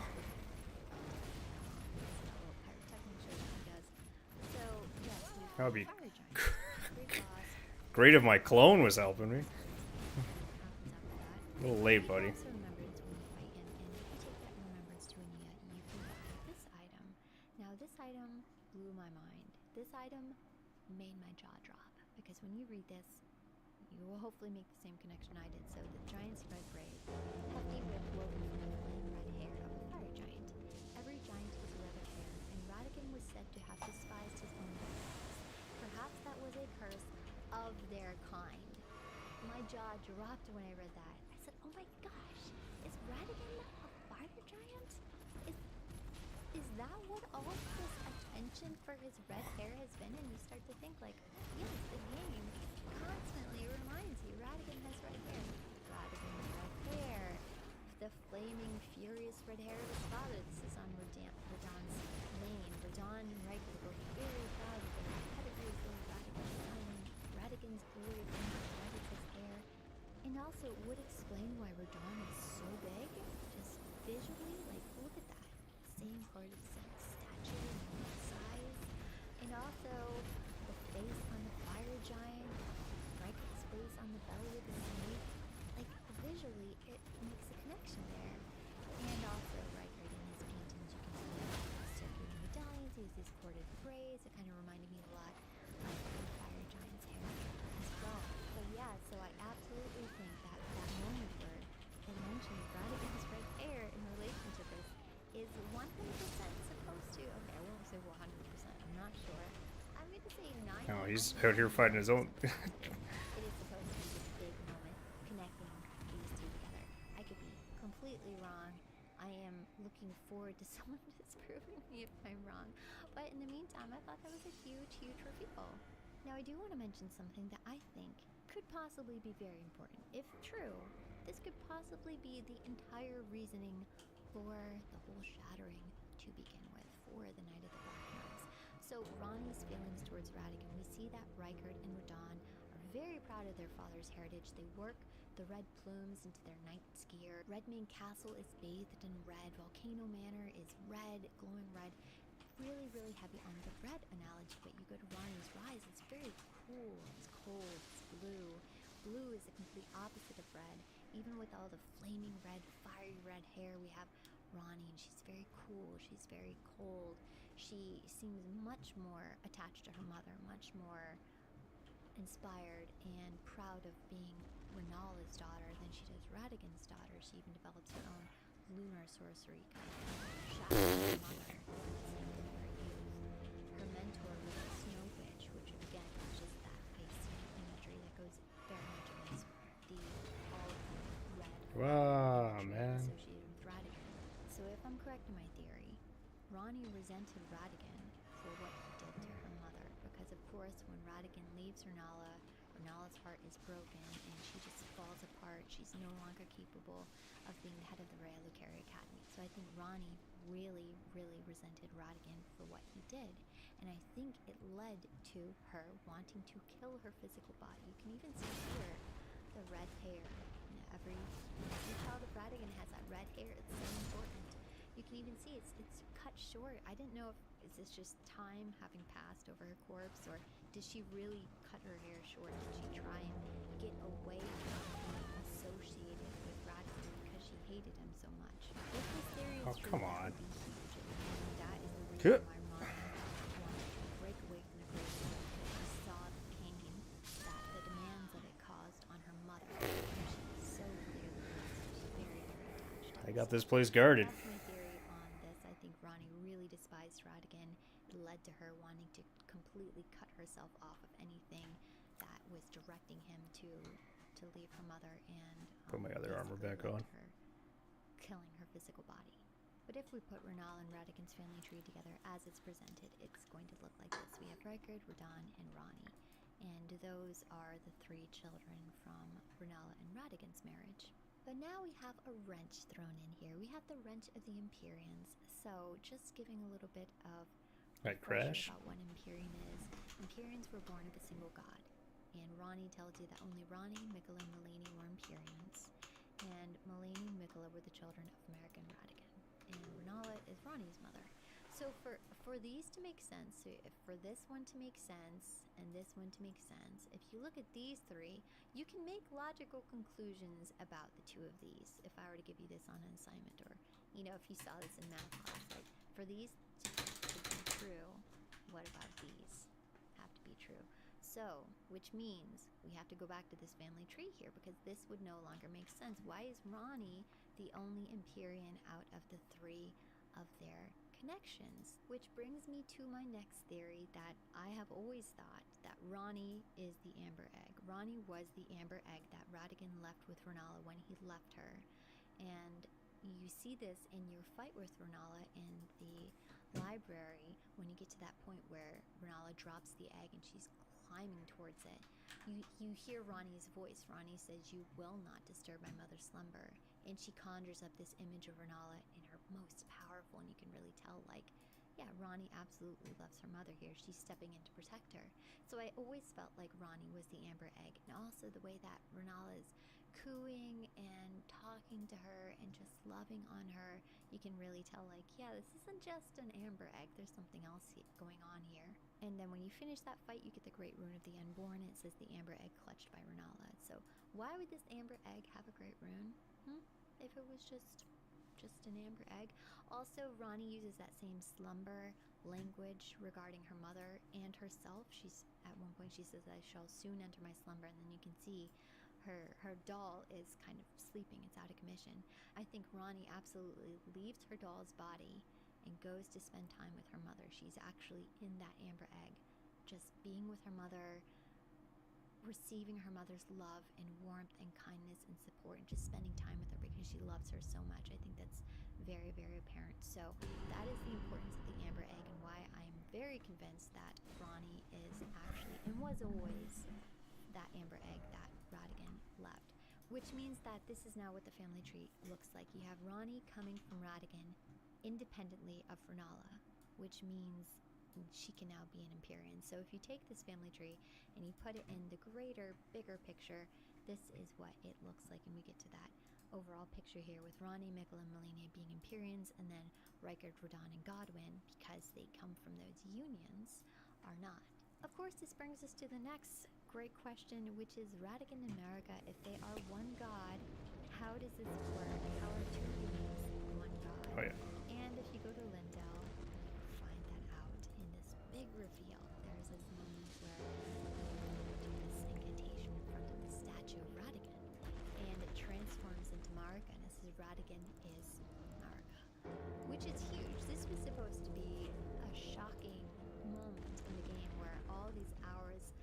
led up to this big reveal. So if you found this out organically on your own, I'm sure it was very special. I think a lot of people, unfortunately, were just very eager to spoil this in the comments. I'm not sure why, because this is like a huge thing. But anyways, yes, Radigan is Mark, and you find that out. Actually, in the beginning of the game, there's this scene of Mark with the hammer shattering the ring, and then it flashes, and then it turns into Radigan. So it's kind of like it's always been there. You just wouldn't have known to look for that in the very beginning like that. Wouldn't have meant anything to you. Then there's the question of when did Radigan as America start? Because if we go back to the Fire Giant, the text of the Fire Giant, remember, so the Fire Giant says that the Fire Giant is a survivor of the war against the Giants, and that America marked it with a curse after the war, which means that if Radigan came from a Fire Giant, at what point was it after the war against the Giants? Was it somewhere down the line? Did it happen before? Like, I'm really, really thrown by the connection with the Fire Giant with Radigan. I'm just trying to make sense of that. I'm not really sure how that fits in. I do feel pretty confident, though, that before Radigan married Renala, that he had conjoined with Mark, because of these two items right here. So the Mask of Confidence says when Radigan married Renala, he ordered the preceptors to don these masks to keep all their matters private, which kind of shows to me it was there was something that shouldn't be repeated that might have gotten out. Renala might have even known about this, probably. We don't know. And then the gold sewing needle, it says that Radigan brought this when he married Renala, and this item alters demigod attire. Like, why would he need this if he wasn't already had that one? So I think these two items, now if we kind of create a very, very abridged timeline right here, so you can see Radigan and Renala wed. I think they would have had to form conjoined before this if he was at this point already a part of America. I just don't know. I'm just not sure, because there's a lot of background here with the War of the Giants. Godfrey was already in the picture at that point. He was the one who led the victory against them. That's also when the Age of the Erdtree begins. So at that point, was Radigan in the picture? Like, how does his Fire Giant background relate? I'm not sure. Was this a sort of union of, did he have any say in this? I don't know. It's very confusing. Radigan is Mark, I think, is very confusing. So if you have any input on that, that'd be great. I did stick all the kids in here because I wanted to kind of visually see, okay, if we had this timeline of events, this is where I think they all kind of came into creation. I put Godwyn back far here because of Godric. This gives Godwyn's lineage like enough time to develop into Godric, and I think the rest of his kind of makes sense. And just thinking Oh, they blow up. Yikes. so they both had birth defects. Nicola was cursed with eternal childhood, and Scarlet Rot. Oh, thanks, buddy. And I was wondering if this was a side effect of one god splitting themselves into two entities and then procreating that way. Like, that's diluting, and I think this is a form of, not incest, but this is supposed to show that that's not really the most ideal way for an Empyrean to come into being, and that's why they're cursed. But I could be wrong about this. I could be wrong about 90% of this. I'm not an expert. I actively want people to prove me wrong. If there's something out there that can be used against any of my theories, trust me, I'm not sensitive about any of this. I want to end on one thing, which is Radigan's love for Renala. I do think that Radigan loved Renala. Now, when I got this item, Did I go the wrong way? I read it a totally different way. So the Golden Order Greatsword was forged by Radigan to symbolize the tenets of the Golden Order. And you see this text on the bottom that says, "Telltale signs betray that this was Got a once the painting. Greatsword bequeathed to him by his first wife, Renala." Now, when I first read this, I thought, wow, what a jerk. He used Sorry, his puppy. wedding gift and basically just painted over it. And said, hey, look what I made. Whoa. I thought a bit more about it, and what I think, when I'm reading this now, is Radigan loved Renala so much that he wanted to to use, he wanted to incorporate a part of her, something that was special, something that he made. He wanted to use what she gave him as a part of that. Like, I'm always keeping her close, I'm always keeping something that she gave me close to me. And that's how I read that, and it What? kind of completely changed the way I thought about it. Like, no, I do think that Radigan really loved Renala. I do not think he wanted to leave her. I think he was getting pressured. America and the greater world were telling him, this is what you have to do, you have to leave her.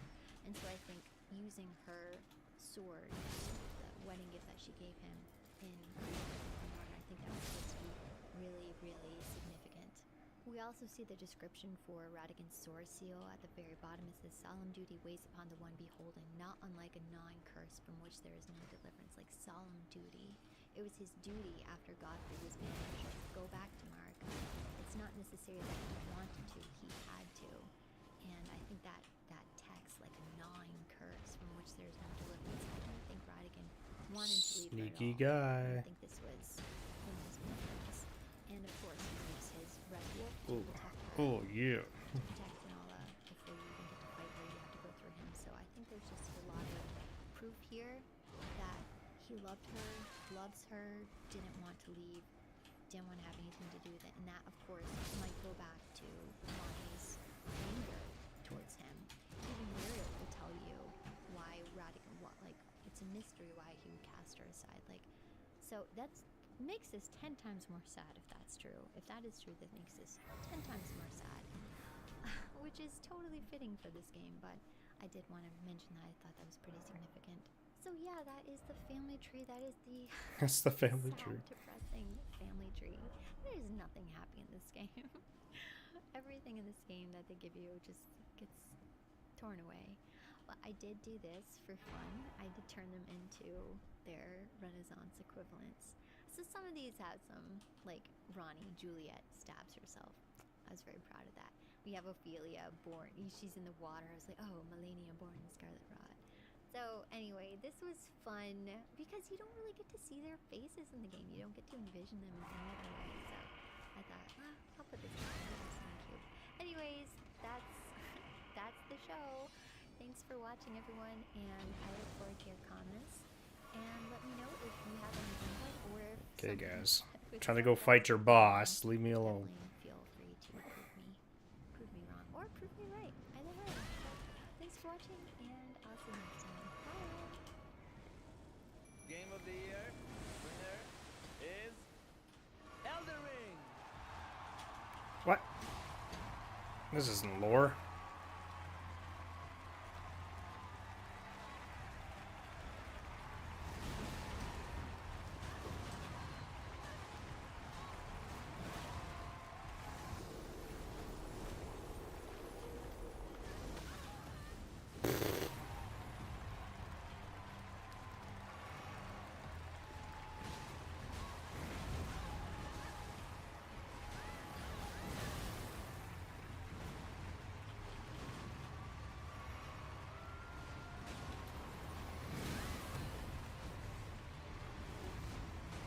It's the same playlist?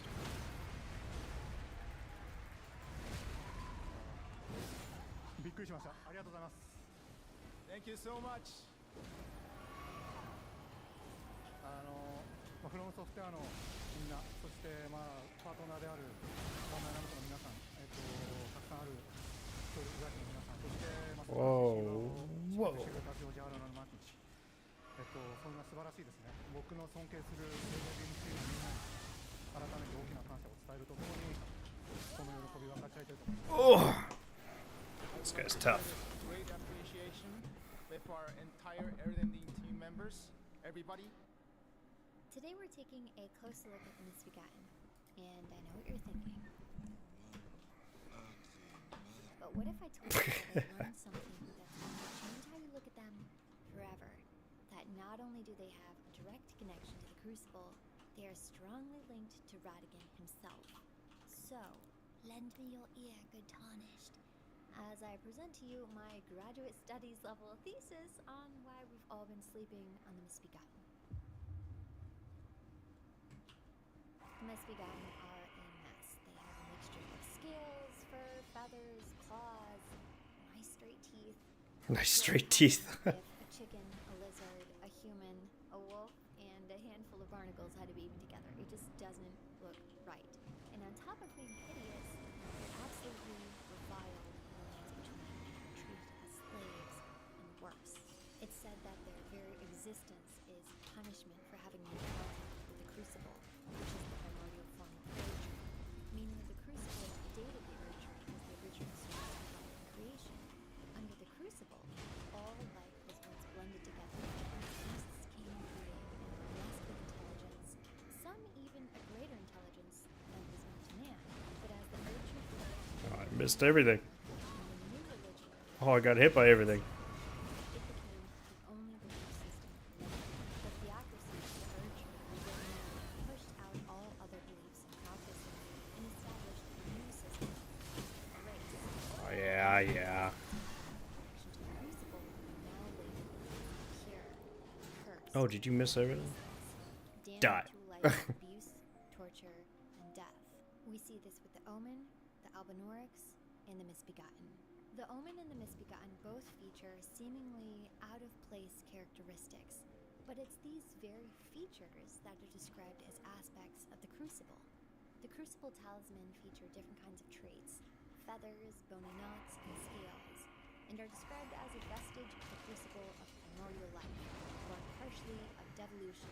It was considered a signifier of the divine and ancient, Oh but is now my god, who increasingly puts a seen boss as up an here? impurity as civilization has advanced. In the aspects of the Crucible incantations, we see horns, tail, and breath, and these are all described as a manifestation of the Erd tree's primal vital energies, an aspect of the primordial crucible.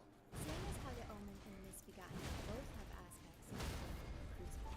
It's likely that eons ago, under the reign of the ancient dragons being the epitome of horns, tail, and breath, the Omen and Misbegotten might have been heralded in the highest regard, even before the dawn. But this is knowledge that's long been gone since the establishment of the Erd tree. No other common belief systems are permitted in America's reign. And anything that's a reminder of the original primordial crucible that predated the conception of the Erd tree would be seen as competition with the New Order. So the Omen and the Misbegotten had to be kept in check. That's first, Omen was a bronze planet, many of them perishing in global population, and the Misbegotten were doomed to a life of enslavement and mistreatment, from their birth to death. They were hated for essentially being the closest expression of the crucible, but that's a secret that would have only been known to America, who waged those initial wars against her enemies of the Erd tree. This is backed up by the language of the Misbegotten ashes. The Misbegotten are held to be a punishment for making contact with the crucible, held to be reported, assumed, and believed. It's the explanation humans can give us. Nature is good and flawless and bountiful, and you're either touched by grace or not.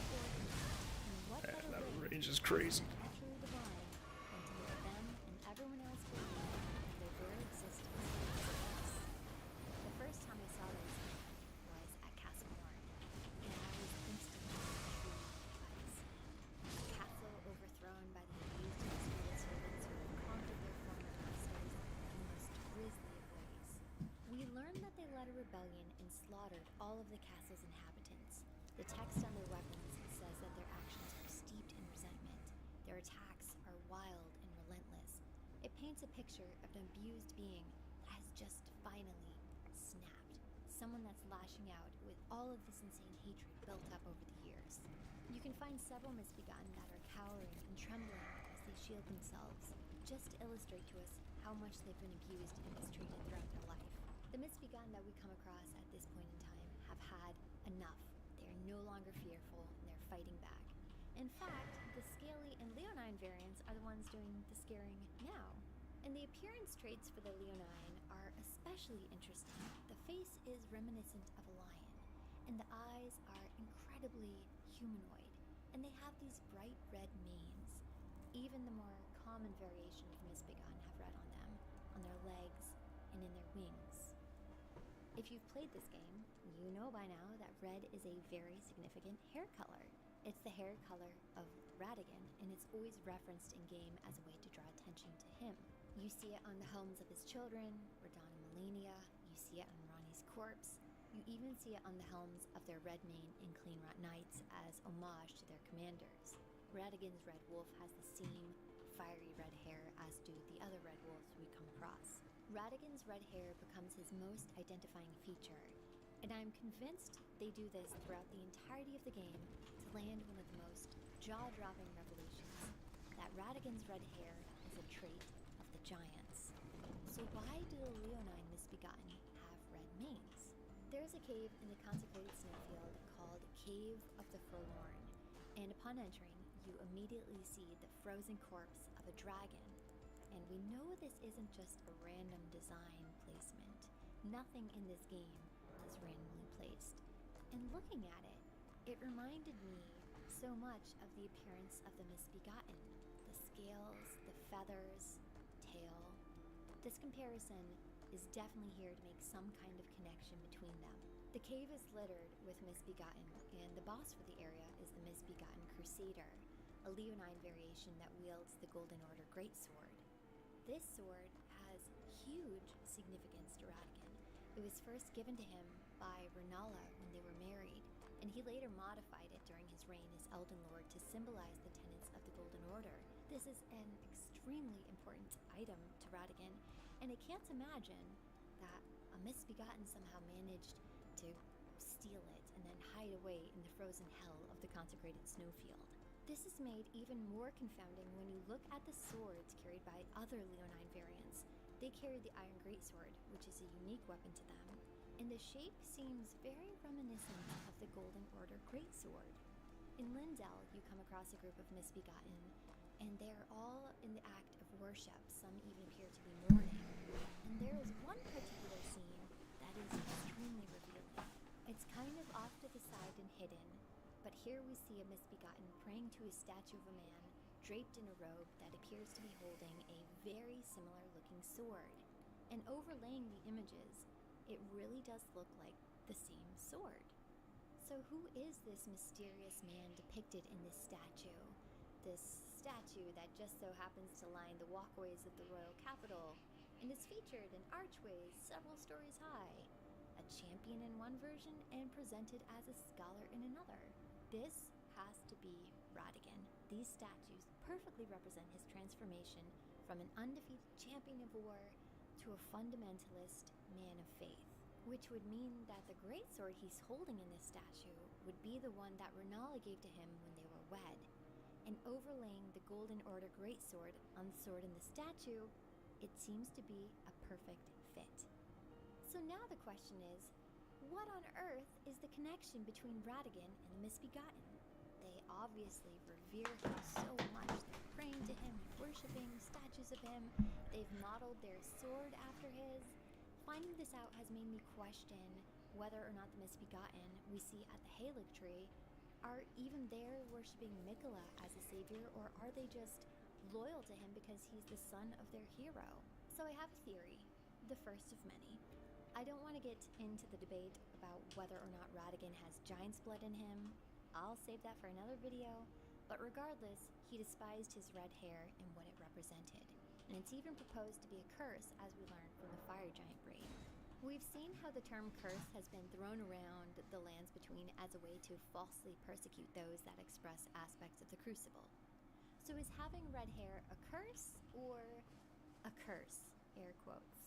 If red hair was seen as a curse because it signified descent from the Giants, whom America hated and wiped out of existence, then there's a possibility it might be another aspect relating to the primordial Crucible. Ordovis was one of the two top foremost of the Crucible Knights, and their greatsword reads, "Its red tint exemplifies the nature of primordial gold, said to be close in nature to life itself." We see this color in the armor sets of these Crucible Knights as well, and the color is described as red-tinged gold. It's a much different kind of gold than that of the Golden Lineage and the Golden Order. So if we assume that red hair relates to the primordial Crucible, and because of this, it's been touted as a curse, if the Misbegotten with their red hair see that red-headed Radigan was elected to the status of Elden Lord despite this curse, he'd be the poster child for having made it. sharing some kind of trait with the Elden Lord himself would be huge to a group of beings that have been eternally mistreated and viewed as scum. And maybe their loyalty to him meant something, and maybe Radigan entrusted them with the Golden Order Greatsword to signify some kind of alliance. Maybe he felt he had a connection to them over some kind of secret shared heritage. Alternatively, another theory is that after the Shattering, Radigan abandoned the Golden Order, threw his greatsword out the window, and it landed at the feet of some misbegotten who looked up and thought it was a sign from their savior. Another weapon-related observation involves the daggers carried by some of the winged variants. This isn't a dagger that is dropped, and it's not accessible to us. I couldn't find any weapon that was similar in design. So it's really interesting to me to have this uniquely designed and detailed dagger that isn't a drop for us, but it's just unique to the Misbegotten. So if anyone has any ideas about this weapon, definitely share below. But not everyone hated the Misbegotten. There is a notable fight in the unsightly catacombs in which you fight a Leonine warrior in the company of the perfumer Trisha. We learn from her spirit summon that she was a healer who dedicated her efforts to treating Misbegotten, Omen, and all those seen as impure. When her efforts failed, she was their companion as they died, watching over them to ensure they could pass peacefully, free of pain. This She's so nice. Misbegotten and Linda are in the company of the perfumer. Oh, what the hell? With them being seen as impure further confirms my idea that they were the opposite of. However, the most significant of all Misbegotten is the one imprisoned in the Round Table Hold, Smithing Master Hugh, who becomes one of our 1 second, Hugh. Gotta talk to this lady. It's you. Well, what do you make of it? What's happened to this village? I witnessed a sight much the same in my infancy. The oppression of the weak. Murder and pillage unchecked. A waking nightmare made by men. But this time, I'm a woman grown, and though the suffering cannot be undone, I can still mete out justice. Justice to the oppressors. Let the scars I carve remind them. I am Nefelilu, warrior. But this time, Oh. I'm a woman, and though there's justice to let the scars I carve. Okay.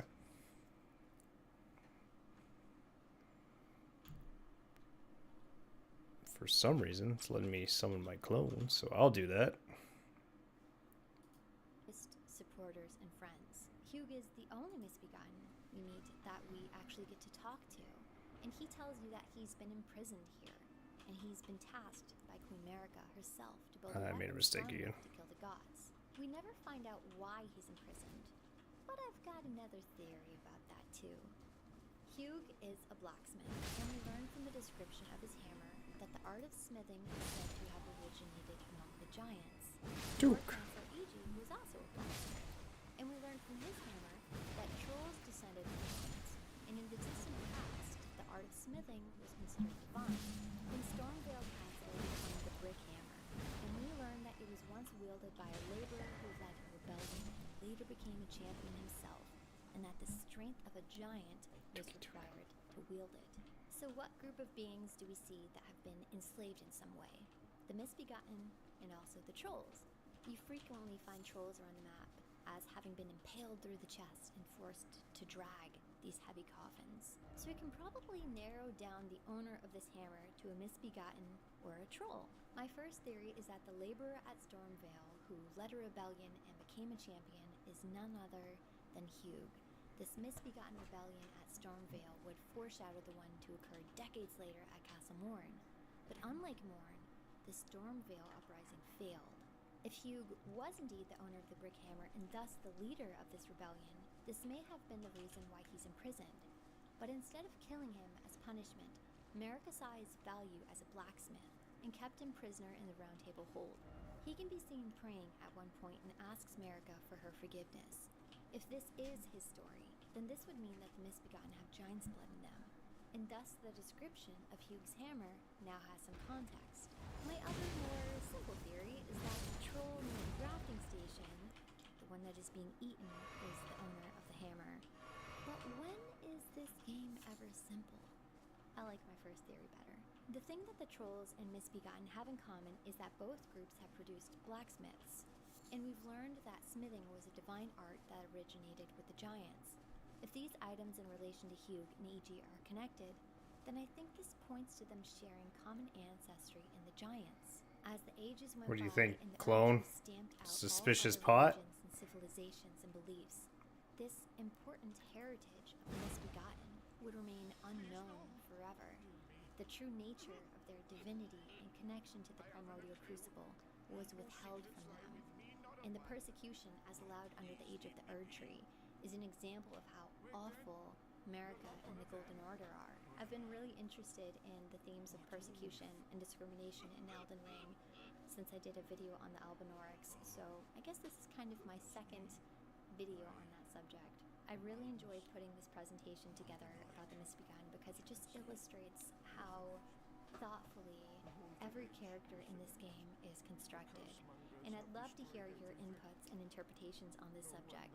And if you want to see more in-depth looks at some of the other enemy groups, definitely let me know which ones. I've been looking at the Giants next, so I might do that, but I'm fully open to suggestions. Thanks so much for watching, everyone, and for your support, and until next time, bye! Today we're taking a close look at the Misbegotten, and I know what you're thinking. But what if I told you that I've learned something that's going to change how you look? Don't you watch that Hey one? guys, today I want to talk a little bit about the demi-humans in Elden Ring because, yeah, they are just like this world enemy and we don't think much about them. They're just another mob for us to kill. But I started to think about them because of the last video I did, some of the comments there. And also, one of my favorite characters in the game is a demi-human, and that would be sweet little Bach. Bach! The Star, whom we will get more into later on. Visually, I think they're really interesting because they come in all different shapes and sizes. Some of them look like chimpanzees, some of them look like mice, and some of them kind of like dogs. And then, of course, we have the demi-human queens, and you get to fight a few of these in the game. And one of them drops a demi-human queen's staff. So it says that it was a gift once given to the demi-humans to foster peace. It can be wielded The secret by those medallion is intelligent, being hoisted. sneered at by fools in the academy. This Where makes would me it take picture us? Area as this Ha! official, sort of honorable presence that was trying to promote peace instead of trying to just conquer. They wanted to find out what the problem was, and okay, maybe let's bridge this divide by teaching them some sorcery. And it seems like not everyone at the academy agreed, but I think that's kind of like a sweet little backstory there with the academy and the demi-humans. But if we go back to that clip of the demi-human queen fight, you can see in the very beginning she uses her staff to cast a glintstone pebble, and then she starts using the staff as a physical weapon, and she eventually looks like she's trying to conjure up a spell and then just throws it out of her hand. That's such a great detail that I would have never thought was significant had I not been looking for it. This clip actually came from my Windmill Village video, and someone in the comments said, oh, what if the mage from the academy is trying to teach the demi-humans, like trying to teach them sorcery? And that would perfectly align with the staff as they were trying to maybe bring them some civilization, maybe trying to make them less hostile, trying to build them up a little bit. But they do seem like they just hate everybody. You find them all throughout the game. Here they are in mountaintops of the Giants, killing some bats. Here they are killing me, so it just seems like they're just aggressive. They hate everybody. Almost everybody, because they love one person. They love Papa Kenneth. So, Kenneth Haight, if you recall, is crying from atop of this part of the ruins, and he's asking if you can go save his fort, which is being camped by some of Godric's soldiers. Once you clear out the fort, you go back to Kenneth, and Kenneth will tell you, okay, great, now I can move on to my plan of re-establishing communication with demi-humans, because under the Erd Tree, humans and demi-humans commingle in peace. And there's a ghost outside of Fort Haight that backs this up as well, and when you talk to the ghost, it says that the demi-humans wax wroth. Now their mother's been taken, Where are you, Lord Kenneth? This, of course, opens up a whole nother load of questions like, their mother? Who's their mother? Who's taken her? And how far back does this relationship with Lord Kenneth go? But it is clear that Kenneth has good rapport with them. They trust him. He can get through to them. He can obviously communicate with them in a way that people appreciate and they respect. And when you go back to Fort I Knowledge, can't even you see you guys. Where are you? and they hate you. They will attack you. But Lord Kenneth is just at the back of it, and he's safe. He's safe with them. But this made me love him. I thought he's like this nice, honorable guy that isn't. He's not trying to backstab them. It was the first thing he wanted to get back to. He said, okay, I'm going to get back to my plan. I'm trying to reestablish communication with him, not to make this a thing. It made me appreciate him. I like him even more because he just seems like a really nice, honorable guy.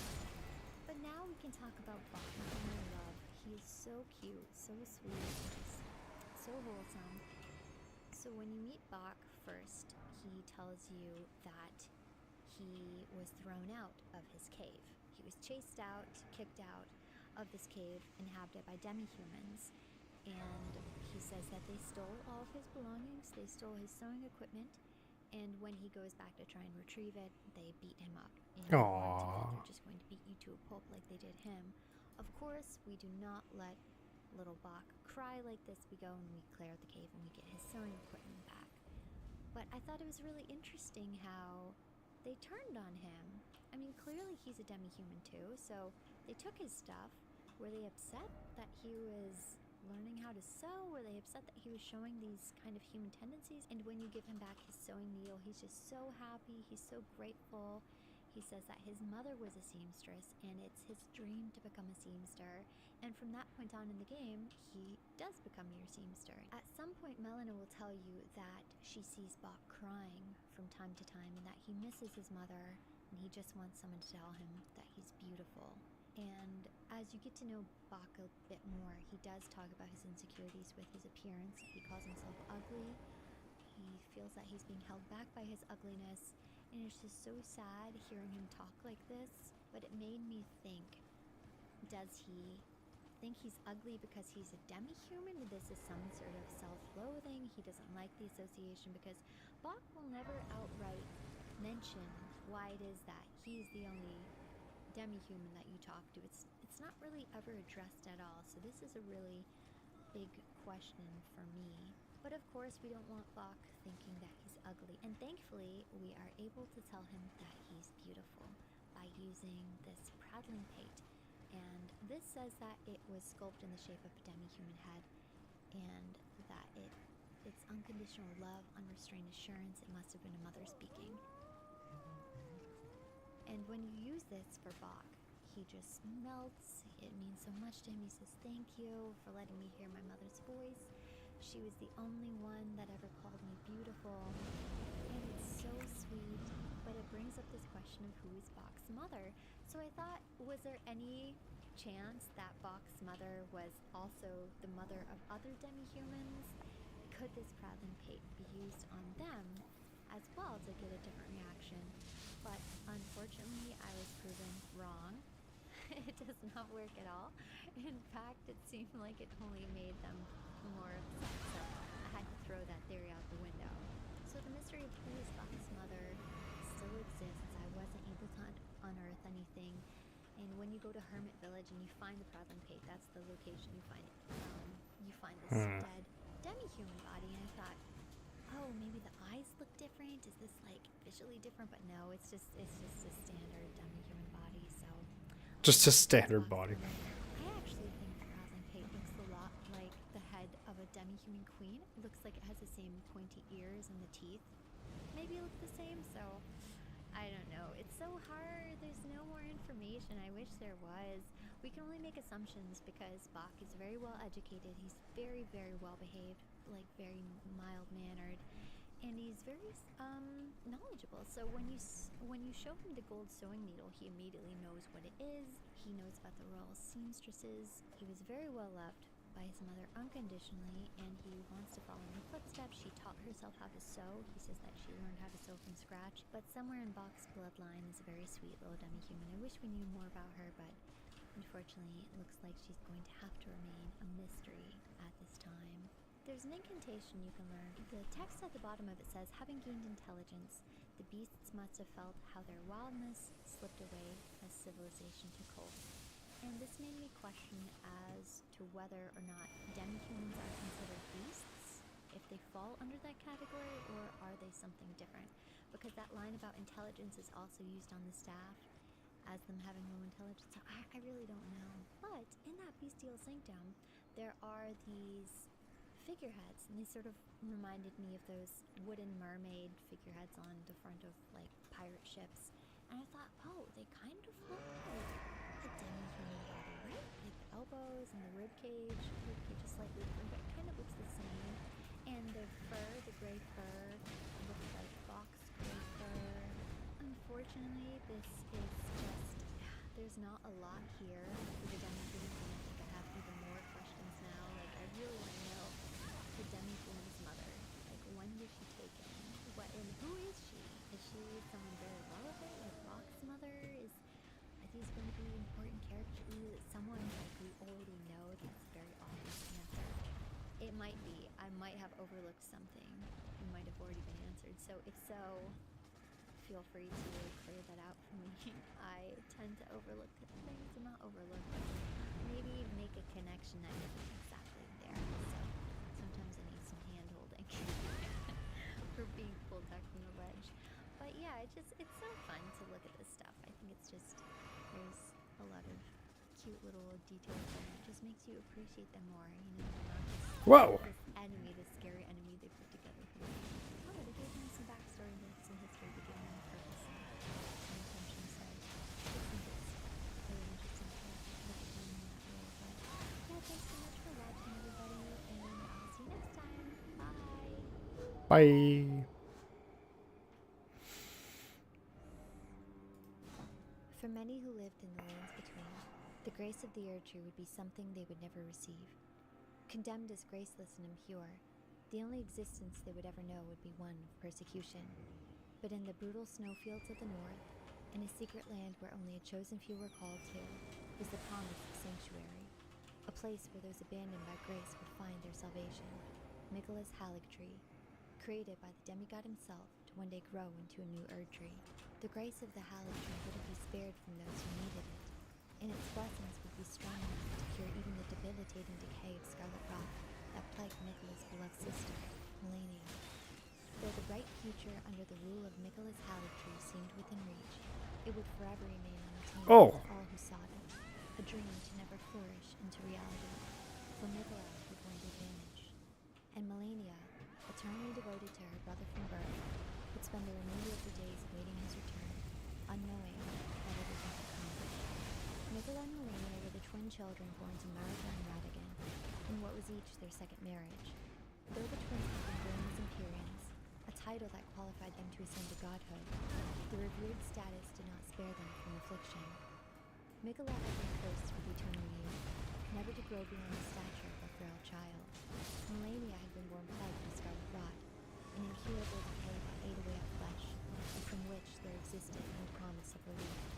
But despite their ailments, Miquella and Melania excelled in their pursuits.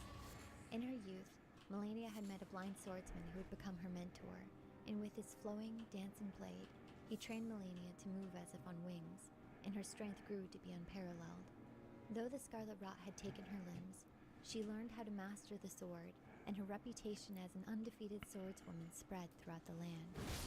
Miquella pursued scholarship and remained close to his father Radigan, who later established the Golden Order, designed to be the perfect model of governance. But although it was touted to be flawless in its provisions, even the strictest adherents to the Golden Order had done nothing to cure his sister's suffering, and Miquella began to doubt the fundamentalist teachings that he had been raised on. He created a doctrine of unalloyed gold in order to search for a way to cure Melania.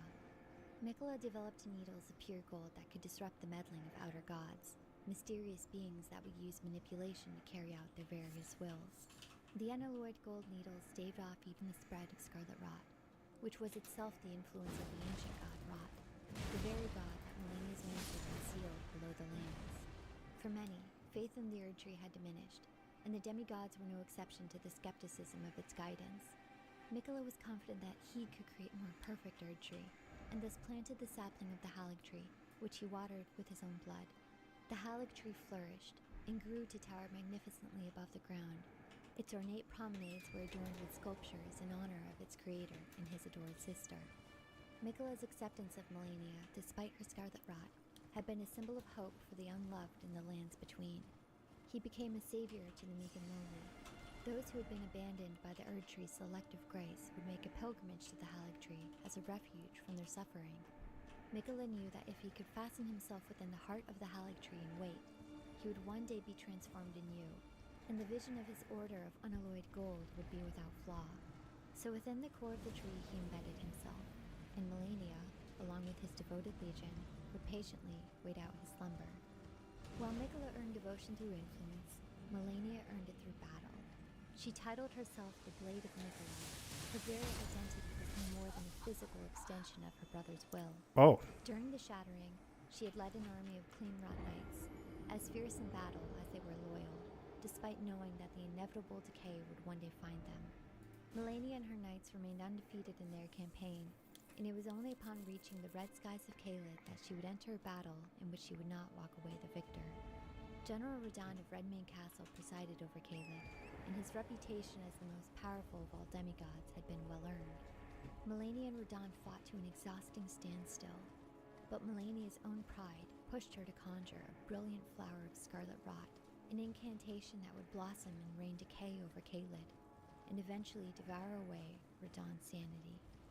Falling into a deep slumber after the Aeonian flower bloomed, Melania was carried back to the Halig Tree by her devoted knight, and there she remained, patiently awaiting the awakening of her brother from his chrysalis. But Mikola never awoke. In fact, the Halig Tree had stopped growing. It was no longer thriving as it once had, for unknown to most, Mikola had been stolen from his sleep, cut out of the Halig Tree and carried away while Melania had been battling abroad. Mikola had been spirited away by Mog, Lord of Blood, who belonged to a persecuted group known as the Omen. Born into a cursed existence and shunned by the grace of the Erd Tree, the Omen would only know a life of abuse and torment, and even those born into royalty would not be spared the cruelty inflicted upon their kind. Mog may have very well heard the tales of Mikola's status as a savior, and in deciding he would compromise as being his regal consort, stole the sleeping demigod in hopes of raising him to godhood, so that together they could lead the Mogman dynasty. But though Mog tried to rouse him, Mikola remained asleep, never stirring in acknowledgement of his overtures. Even upon Mog's death at the hands of the Tarnished, Mikola's deep slumber could not be cured, and all dreams of the grace that the Halig Tree would offer to so many that needed it remained dormant with their creator. Melania's battle with Radahn had left more than just scars upon the lands of Caelid. Out of the Aeonian swamp where the great scarlet flower bloomed, crawled life forms that had been born from the very rot that killed so many. Beings that longed for the warmth of a mother they believed had abandoned them. It was well known to them that Melania was on the verge of ascending to godhood. The flower of scarlet rot needed but one more bloom before she would be christened as Scarlet Valkyrie, the very goddess of rot that her children longed to return. But Melania didn't want the worship and servitude for what had plagued her as a curse all her life. She only wanted the fulfillment of the promise that Mikola made to her long ago. When the Tarnished advanced to the Halig Tree on behalf of the greater will to snuff out all demigods, Melania would one final time use her flowing blade in a beautiful display of her unrivaled swordsmanship. Yet as had once happened to her long ago, Melania was pushed to the verge of defeat, but her pride no longer commanded her. This final time, she would bloom the scarlet flower out of her anger and her determination to protect her brother. On wings of butterflies rose the goddess of rot, shedding her armor and finally embracing the decay that she had resisted her entire life. Although Melania would be bested by the one who would be crowned Elden Lord, she only expressed awe at the display of strength she had lost to. Just as Mikola had fallen into his deep slumber that none could awake him from, Melania joined her brother in sleep, the brilliant Aeonian scarlet flower gracing her place of rest. The Halig Tree would never again grow. The sanctuary of redeemed grace its vows had once promised would never become a reality to the many that put their faith behind it. It was nothing more than a husk, an empty symbol for what might have been, had fate been more kind to the Empyrean siblings. But perhaps one day, Mikola would return to fulfill his promise to Melania. But to what world he would awaken to would remain a mystery to all but the Tarnished, who would be the only one to decide its very fate.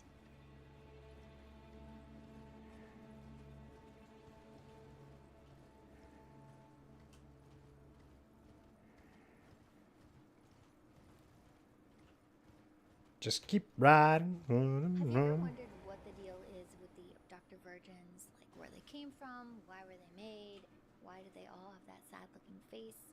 I hated the Abductor Virgins. In Elden Ring, they were like my least favorite enemy. I would stand afar and kill them with magic because I just hated being grabbed by them. It was so silly. But at the same time, they're probably the enemy that has stuck with me the most visually because there's just something so eerie and curious about their appearance. So there's a whole lot going on when they attack you, which is easy to miss because of how quick the animation is and everything. Whoa, whoa, whoa, whoa, whoa, whoa. We have the inner arms, which are a contraption of serpents that come out and grab you, which is fitting given the supreme deity of Volcano Manor. Oh, I got invaded?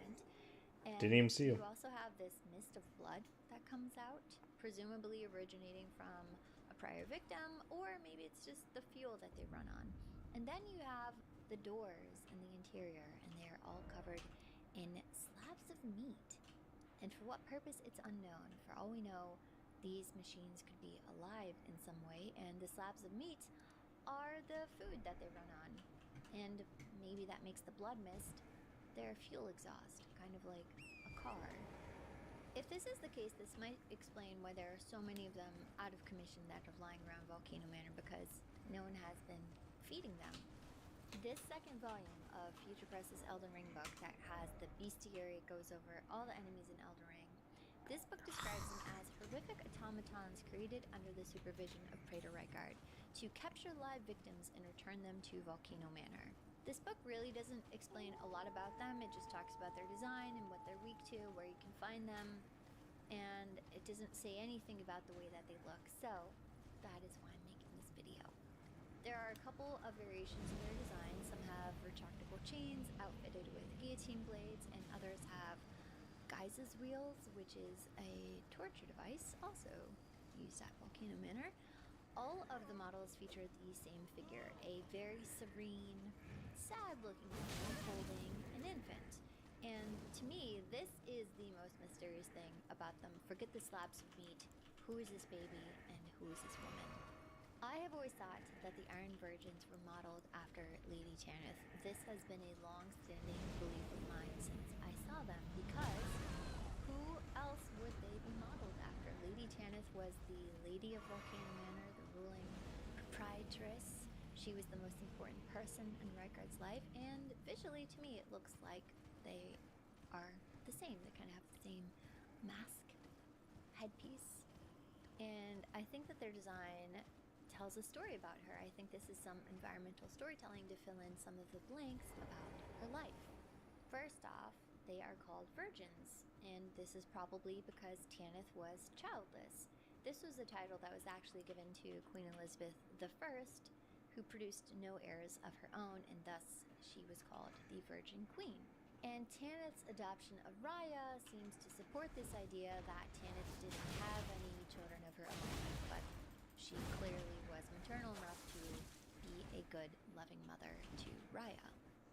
So if we take the machine's name and its design, you have this woman on top, and then you have her abdomen, which is filled with snakes, and it Oh no! hospitable for I don't have a animals freaking port to get over here. area.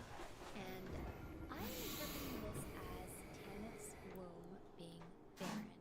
Either she could not have children of her own, or she miscarried, or she just actually was a virgin because she was never able to consummate her God, send me marriage to the with Rykard because of his very freaking changed grace. appearance, and thus she was never able to give birth to children that she desperately wanted. Because if you look at the baby that she's holding, this baby doesn't look like it's sleeping. It looks like it's either dead or it's stillborn, or it's just supposed to be representative of babies Tanith wanted, because I don't otherwise know why this woman would be so sad. I just think the design is a very clever way of telling us, the audience, that Tanith cannot, for whatever reason. Hey, fell off a cliff. Oh, I live. Based on the Iron Maiden torture device, which is a staple for any torture museum. These horrific iron coffins were said to have been used during the Inquisition, in which the guilty would be enclosed and subsequently fatally pierced with iron spikes, lining the doors. Although it's likely a myth that the Iron Maiden was actually ever used in real torture, there is a historical account that might be real about a very, very old device called the Iron Apega, and this was a device that was built by the Spartan tyrant Nabis, who created this machine to execute his victims. So Nabis would tell people to go up and hug his wife, Apega, and the doors of the machine would latch out. The arms would latch out and grab them and crush them. And this sounds a lot like what the abductor virgins do. Last year, I uploaded a video in which I talked about some of the mythological inspirations in Elden Ring, and I drew a connection between Tanith and Rykard to Jezebel and Ahab, who were said to be the most evil king and queen in the Bible. There were a lot of similarities between these characters. Ahab was called the most evil king in all of Israel, and he was very wicked, and Rykard is, of course, arguably the most evil character in Elden Ring, and they each married a foreign woman from a different land. Rykard married Tanith from an unknown land, and Ahab married Jezebel from the Sidonian kingdom, which was a Phoenician city-state. Ahab and Jezebel worshipped Baal, which was a deity that sustained itself on blood sacrifice, child sacrifice included. And likewise, Rykard and Tanith also sustained their snake deity on blood sacrifice. And both Baal and, is it Agli or Igli, however you pronounce it, both of these gods were fed by blood by means of fire. And visually, I think that Rykard looks a lot like King Ahab as well. So this has been my thought for quite some time now, that Tanith has been an inspiration of the Phoenician priestess Jezebel. But while working on this video, I came across something that further supports my theory. And when I looked into it, it also revealed some more disturbing things about Volcano Manor that I originally... I'm sure you hit me, buddy.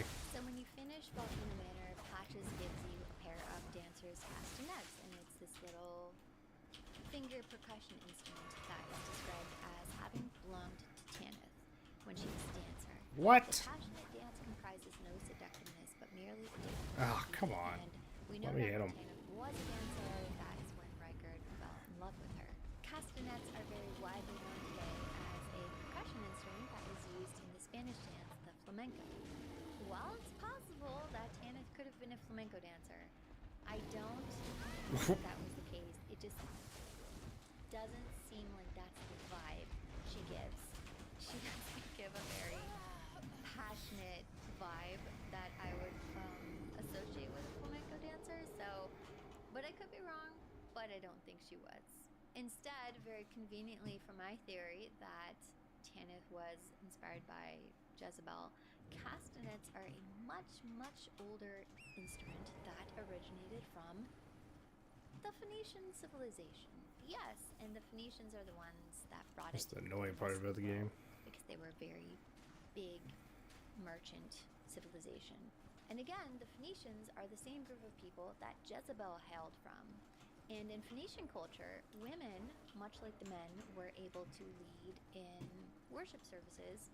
Well, as worship services, I mean ritual sacrifices. Is this and not a site whatnot. right here? These little castanets were used in the ceremonial and religious displays performed by the Phoenician priests. So it's very possible that Jezebel, being the daughter of a priestess and having as much autonomy as a queen or a princess, because the priests worked in the same capacity as a monarch in Phoenician city-states, Jezebel could have used castanets in her rituals that she led, and that is more so what I think these dancer castanets might represent. I think there's something much, much older than the flamenco percussion instrument. I think that this is just another clue that she has ties to Phoenician origins or inspirations. As I spent way too much time reading about Phoenician culture and history for the purposes of this video, I got way off track. I learned something else that answered another question to another video I uploaded last year. I uploaded a video about why there were living jars under Volcano Manor, and I proposed this quandary to my viewers, why this graveyard was here and why there were so many jars here. And while there were a lot of really creative answers what were you given hiding, in buddy? the comment section, I think I may have stumbled across something that really ties all of this together. The Phoenicians horrifically used child sacrifice in some of their worship rituals, and this was usually done in response to extreme situations like famine and war, but it has been confirmed that yes, they absolutely did engage in child sacrifice. And the sites of the remains of their victims where they were buried are called tofets, and these burial sites were located in their own separate precinct outside of the general city area, and they held the remains of all of the jars that held the remains of the sacrificed infants and children. As I was looking at photos of these tofets, they really struck me as being reminiscent of the graveyards in Elden Ring, the way that they are so haphazardly thrown together and the way that they appear clumped. Even the urns that are covered with these large slabs of inscribed stones called steles, the urns plus the steles, the way that they're all crowded, it looks a lot like the disorganized mess of graveyards and headstones that I see in the game. And in photos of these excavations, you can see how the urns are located in the ground here, and it reminded me, it gave me the same visual imagery as the living jars next to the gravestones. And I don't know if this is kind of like, what's it called when, confirmation bias? I'm not sure if that's the right thing, but because I already saw one thing, I was trying to see another thing. This might be a little bit of that, but my main point for bringing up the tofets is that it might possibly be another connection that Tanith has to Phoenician origins. And it might now give a very different, very dark meaning to the figure in the abductor virgin. This weeping woman, maybe she's not sad about the baby she couldn't have. Maybe she's in some way remorseful about her role in these blood sacrifices. This would explain the juxtaposition of having this gentle, serene woman holding a baby, and then this chamber that is supposed to crush you to death and spit out your blood. This would explain why the two exist. I think it really fits the theme and the vibe of Volcano Manor. It might make a little bit more sense rather than saying, okay, Rykard wanted to make a machine based on his wife's barren womb. Because that seems extreme even for Rykard. That would be such an insult to Tanith. I also came across this image of urns that were excavated from a tofet, and apart from noticing that these urns looked similar in design to the living jars, there was something here that really jumped out at me. Two-handled, plain, buff pottery burial urn with bulbous body contains bones of children dedicated to the goddess Tanit. Tanit was a Carthaginian goddess, and Carthage was a Phoenician city-state. Tanit was also the consort of Baal, the god worshipped in Phoenician culture. Do you see how all of this is coming together? So not only do they share the same name, Tanith was also married to a deity. And the Carthage Tofet, which has been protected and is a World Heritage Site, is a children's burial ground that at one time, thousands of years ago, was dedicated to Tanith and Baal. So is it possible that the graveyards that we see in the game are in fact modeled after these Tofets? If we can make all of these connections and say, okay, yeah, maybe the designers did pull a little bit of Jezebel and Phoenician culture, and yeah, they did picture the Tofets and the urns. Did they make their way into the game in the design that we see here? I really like investigating the background of things that I see in games and movies and media. I like knowing the backstory of things. I'm a detective, so this is just an enjoyable video for me to work on, and I hope you enjoyed it as well. And I'd love to hear your opinions on this subject. I just wanted to talk about this because it was something on my backlog that I had put together a while ago and just wanted to kind of finish. So yeah, I want to also thank my channel members. Thank you so much for your support for my videos and my work. And if you'd like to sign up to be a channel member, you can do so on my main page. That's all I have to share for now. I hope you enjoyed it, and I'll see you next time. Bye. Bye.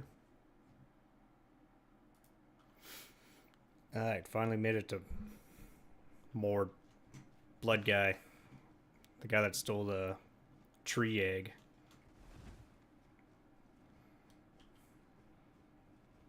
This doesn't look good.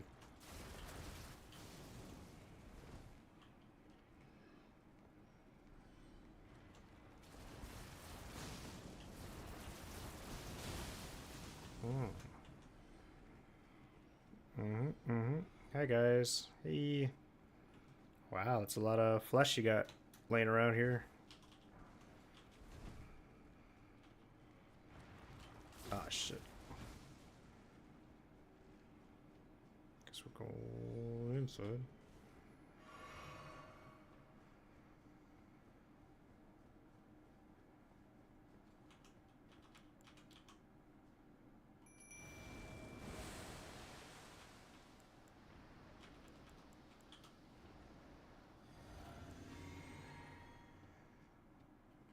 I can't see anything.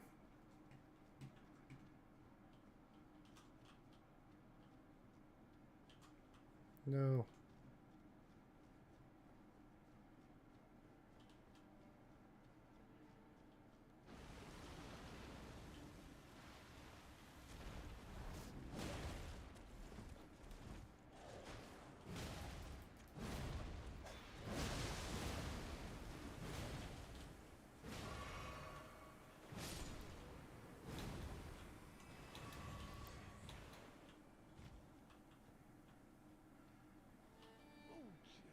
What are you doing out here? Hey, terribly sorry. Are you here as a customer?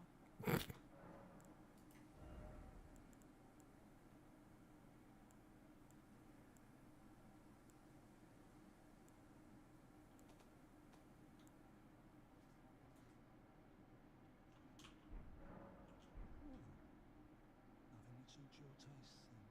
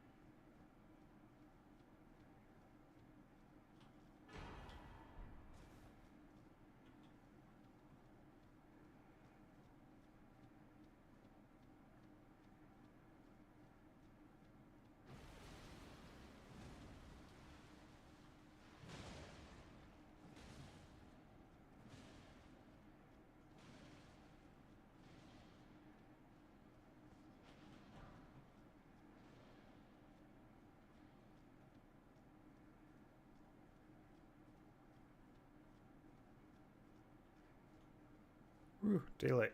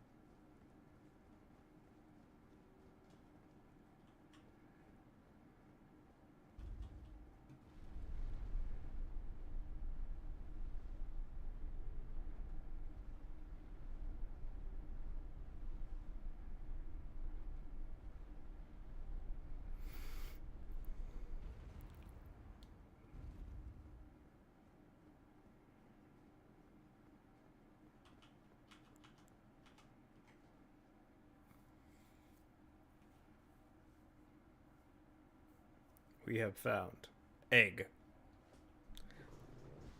Wow.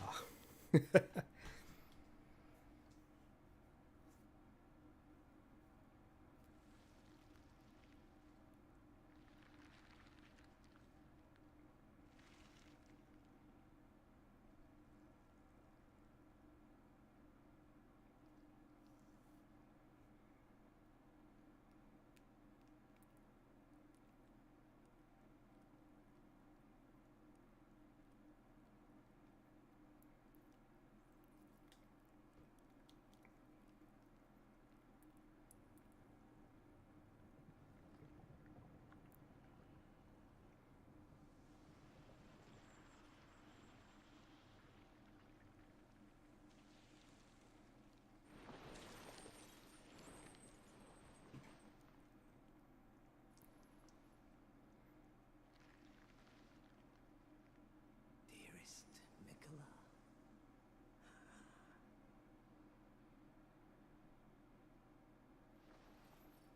You must abide alone a while.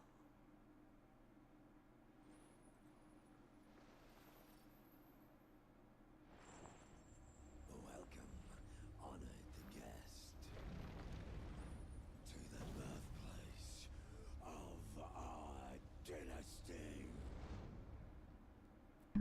Uh-oh.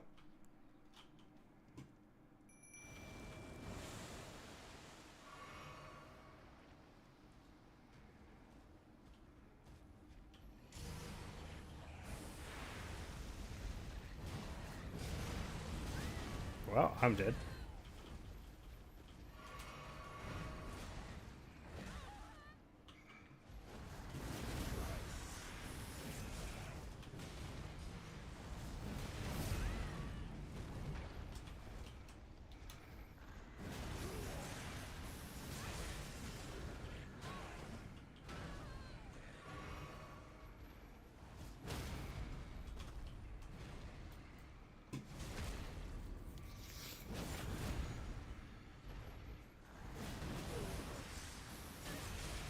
Ugh.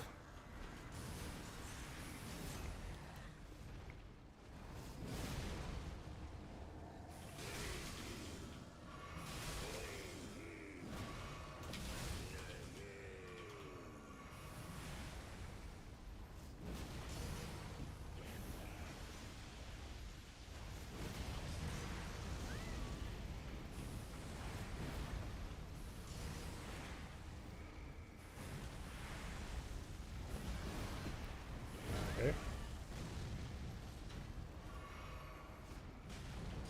Okay.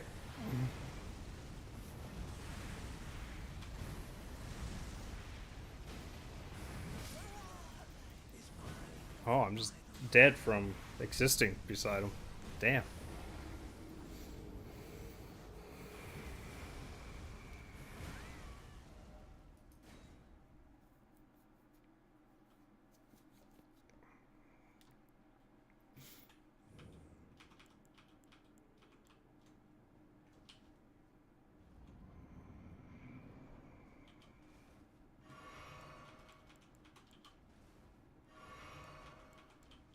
Oops, that was all wrong buttons.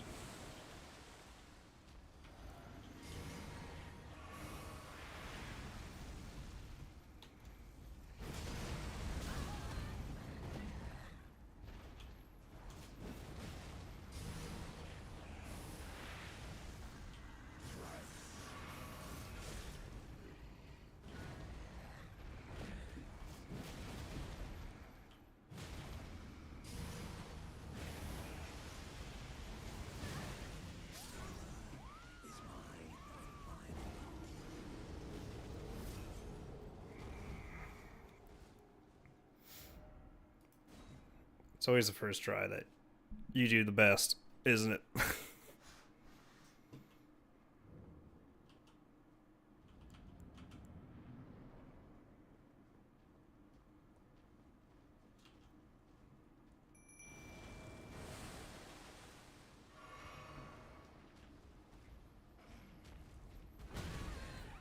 Okay.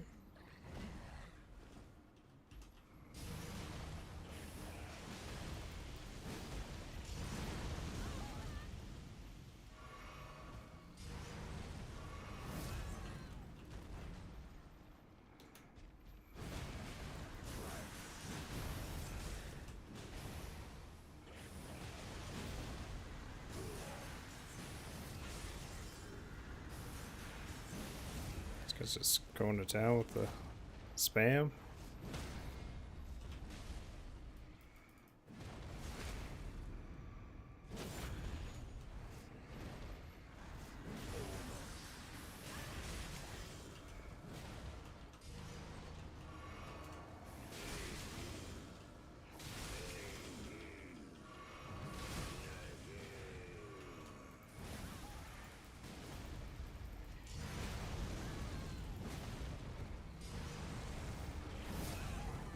Nice.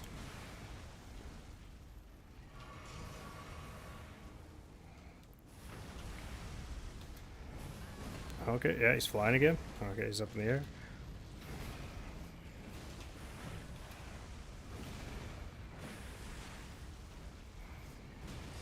Missed. Yeah. Mm-hmm.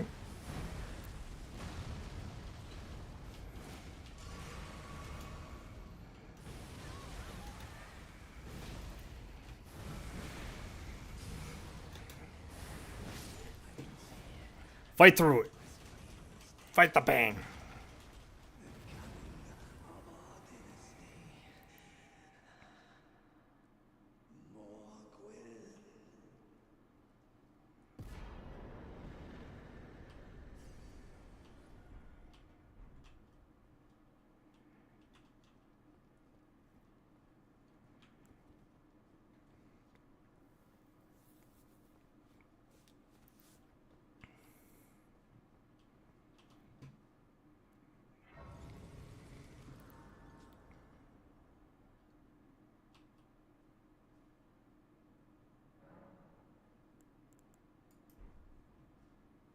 Who's this?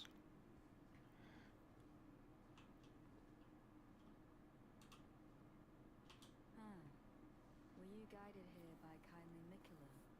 I am Leda, and like you, I was guided by faith along his honorable path.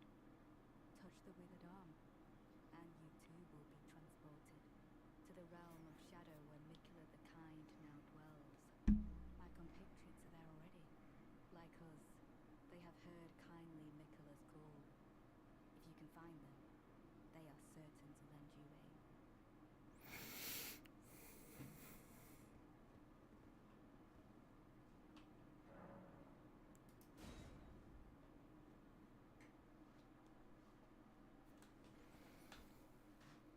Oh my god. Oh. No cutscene for that?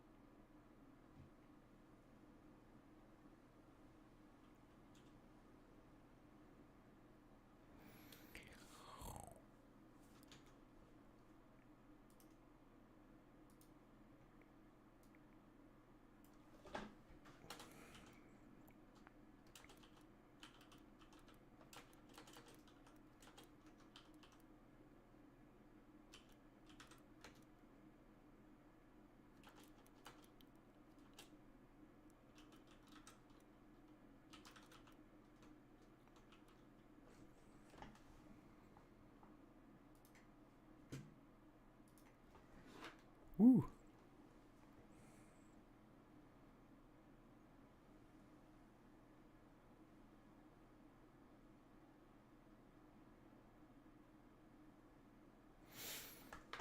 Made it to that DLC. How long until I die?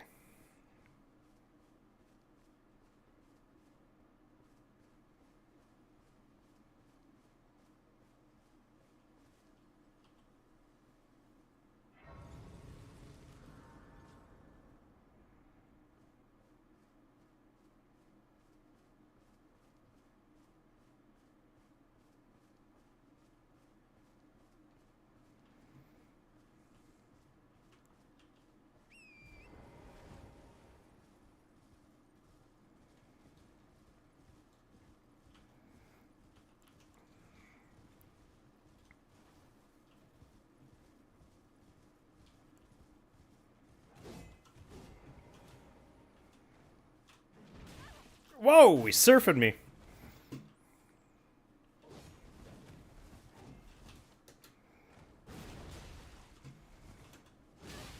Okay. I haven't hit him once. Wow, that was quick. First enemy.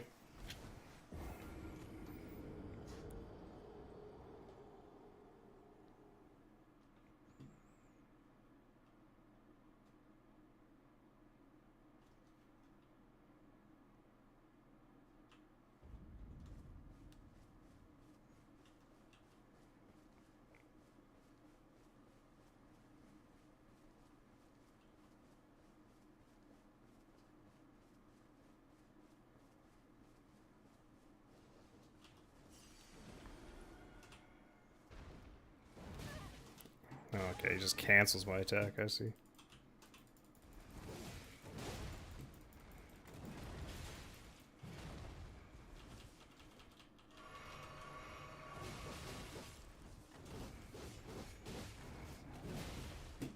Have I even hit him yet? Holy.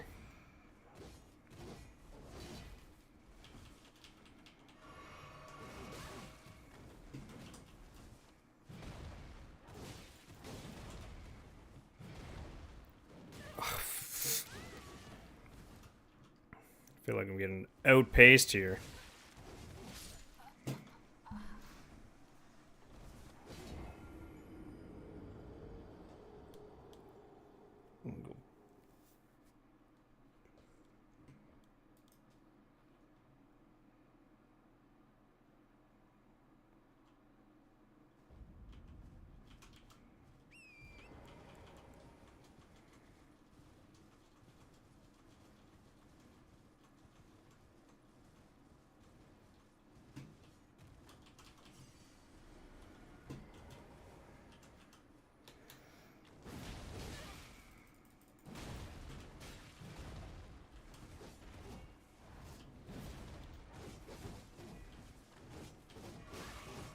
Just keeps going.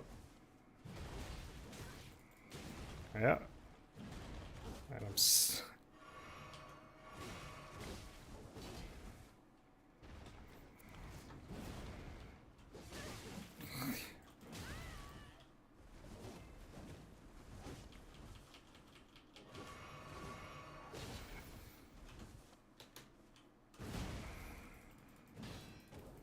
he blocked me.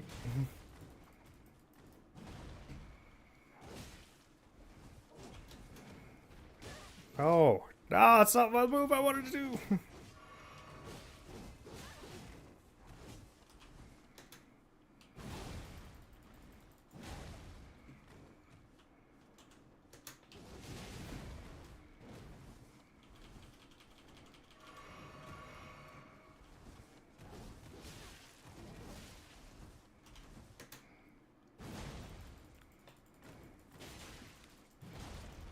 No way that missed.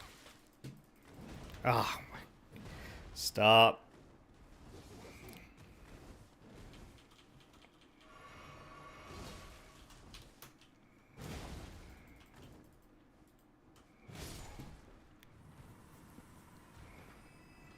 $1,800 for that.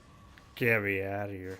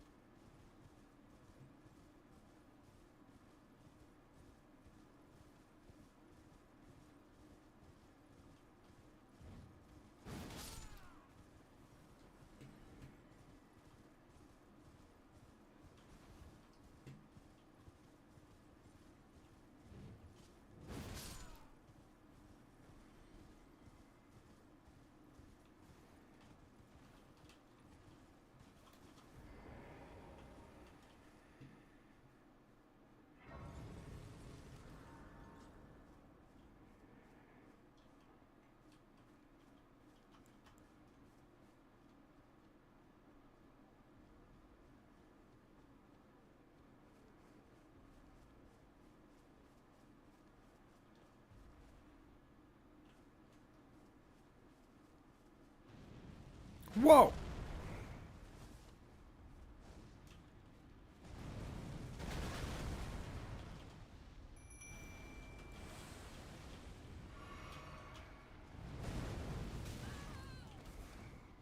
Oh, I'm almost dead. Shit. That makes sense. I was not ready.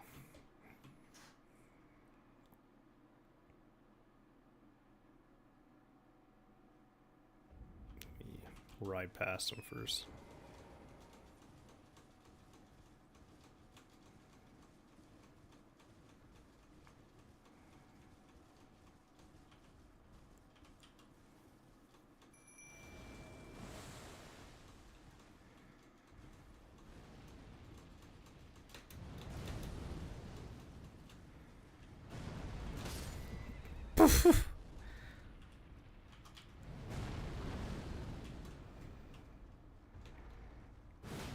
This seems crazy. 800? Uh-oh.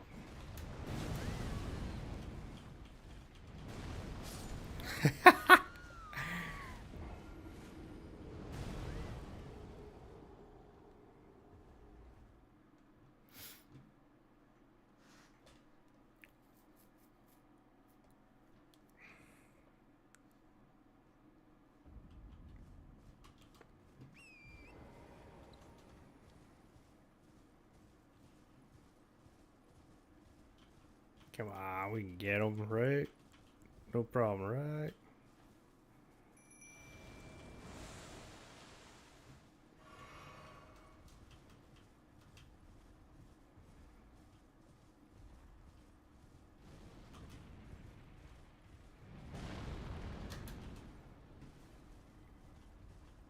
Definitely a range fight.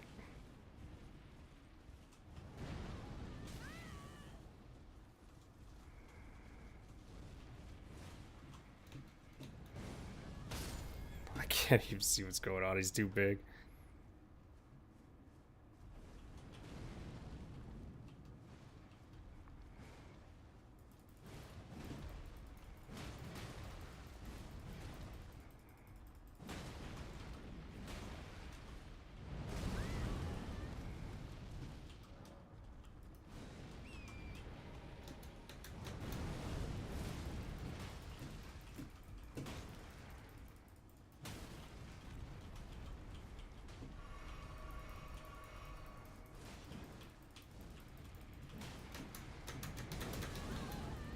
I'm not jumping. I got stepped on.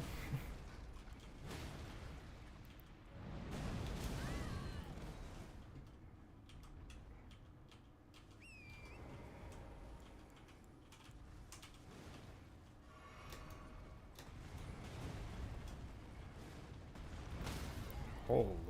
There's a lot going on here.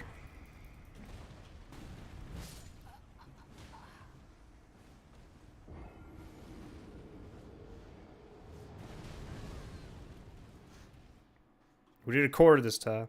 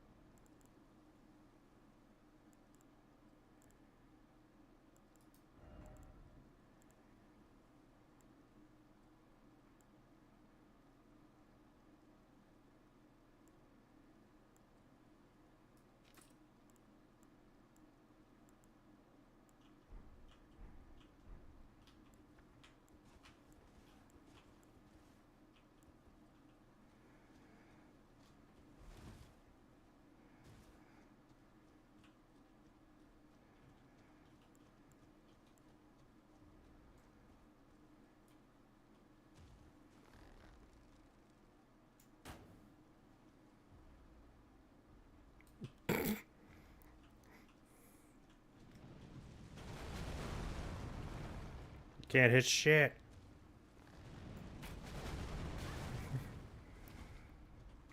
Uh-oh.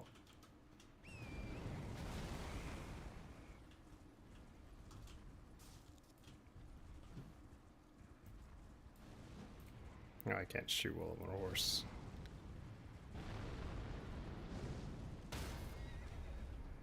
Oh, good thing I'm not on a horse anymore.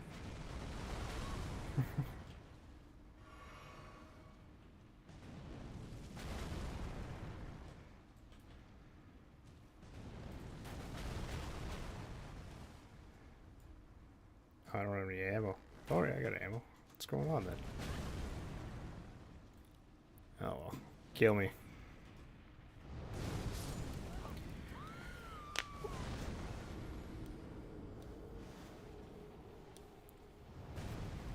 Alright, next. Let's go somewhere else.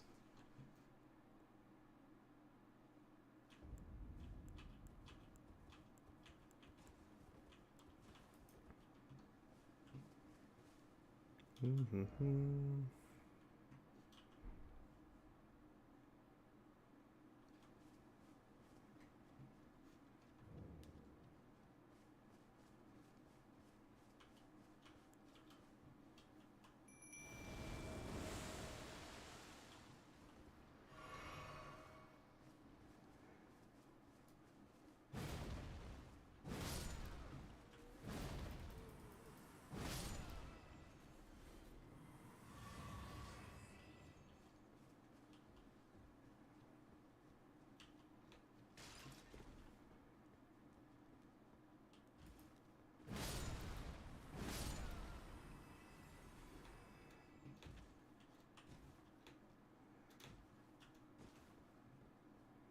No, there's nothing up here. Okay.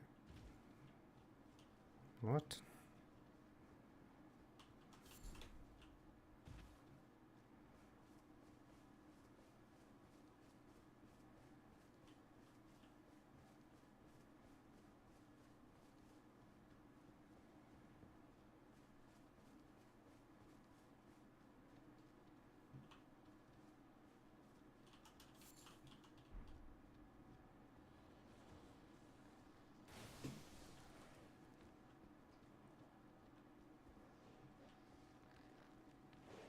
Whoa.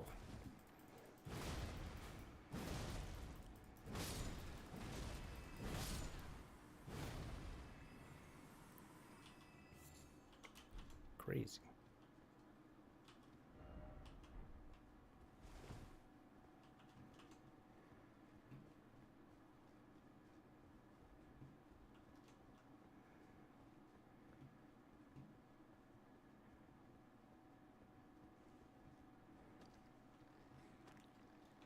Who's throwing rocks? It's not very nice.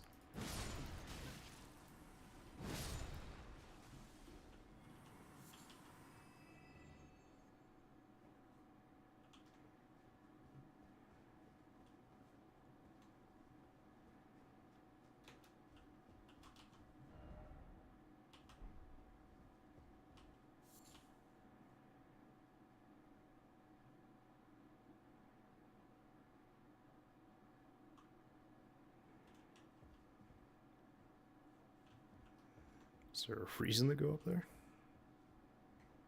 Nope. Mm-hmm.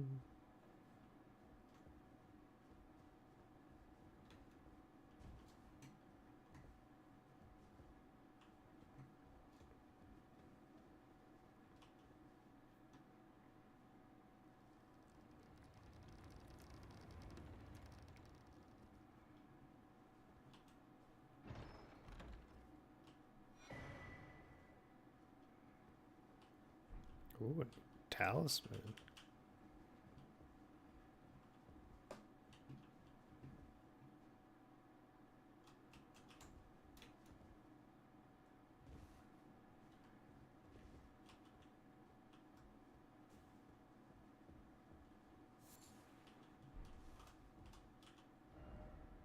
Praise the mushroom.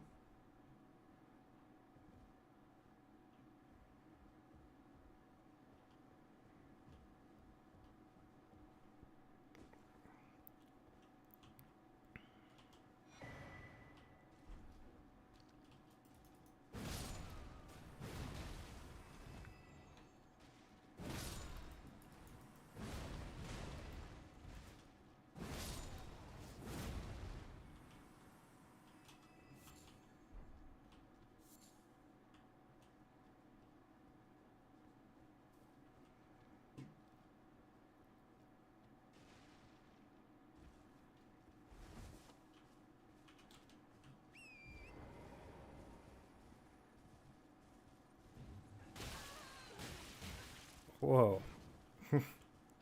Ow.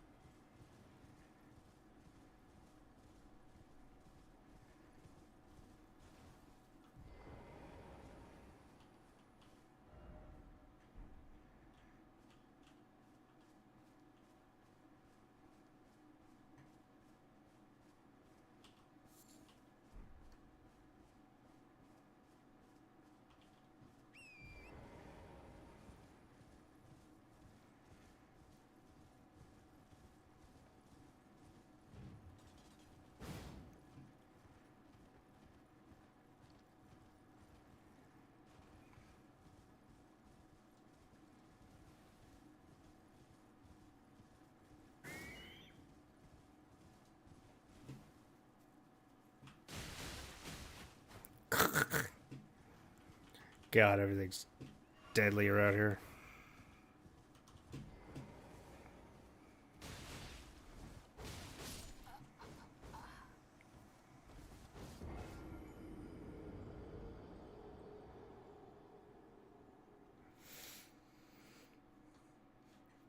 These out of nowhere fast attackers.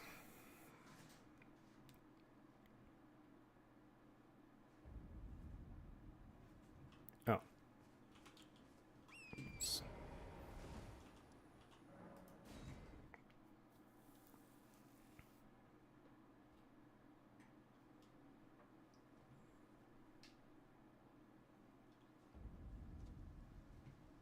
Huh?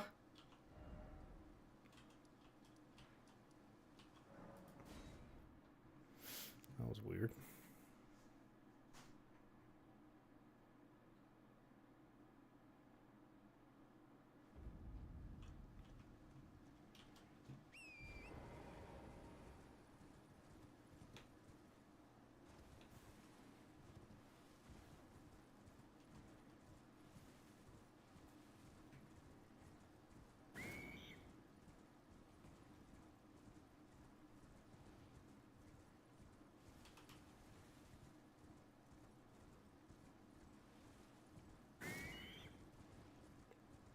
What is that noise?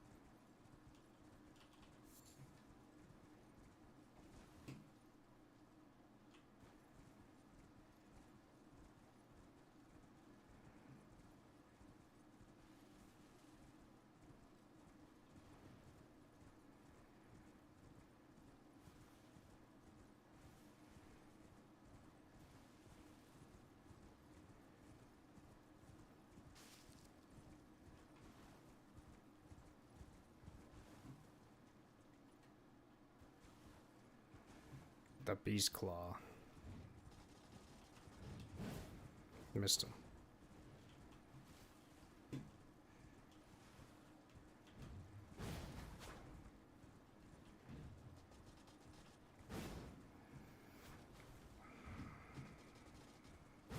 It's too camouflaged.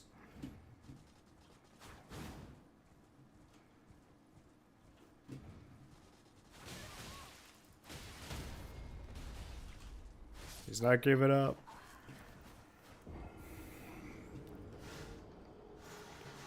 How's he supposed to fight what you can't see?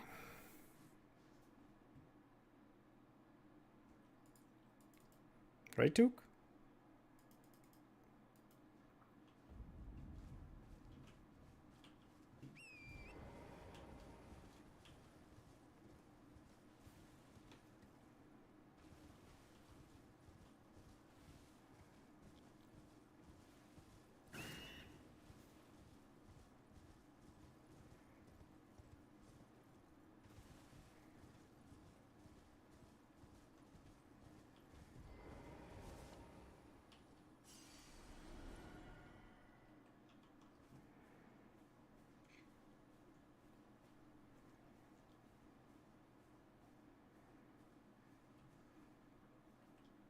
Somehow I lost sight of him. There he goes.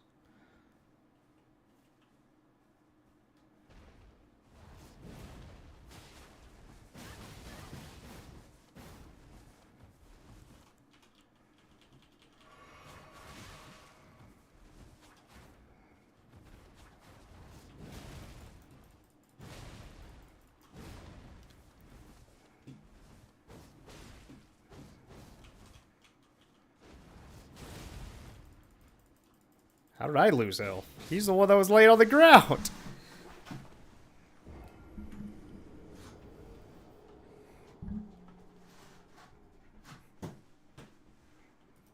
And why is there no sight there to respawn? Alright.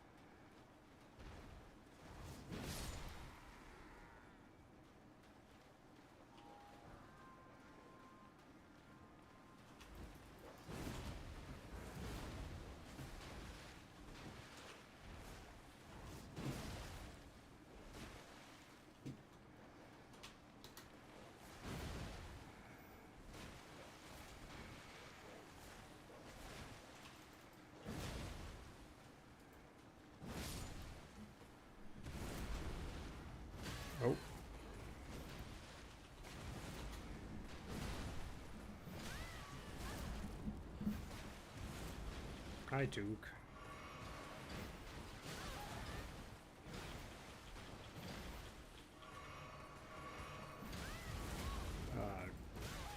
Really like to move.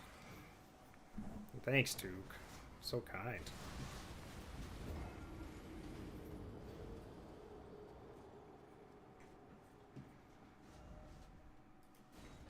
Oh, a sight.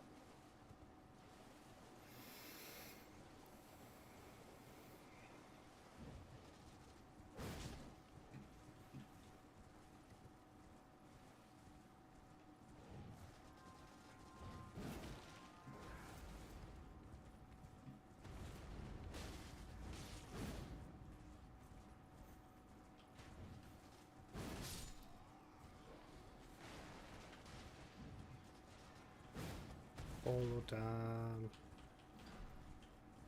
Just to see what you have at camp.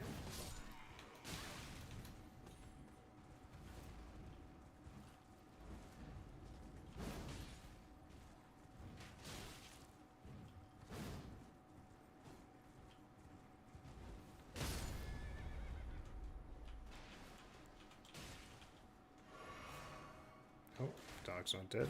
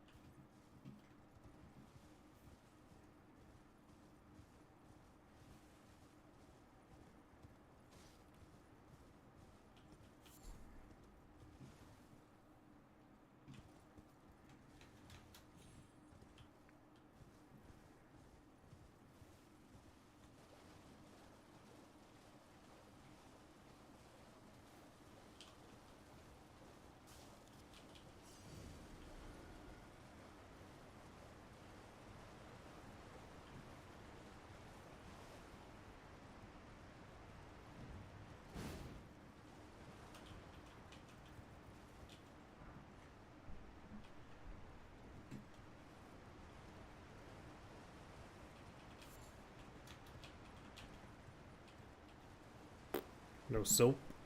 I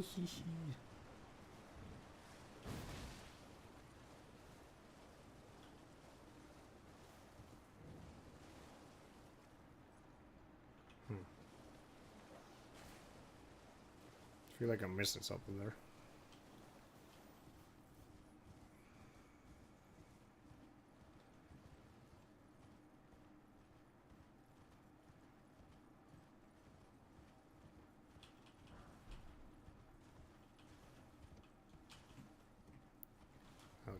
Off the horse.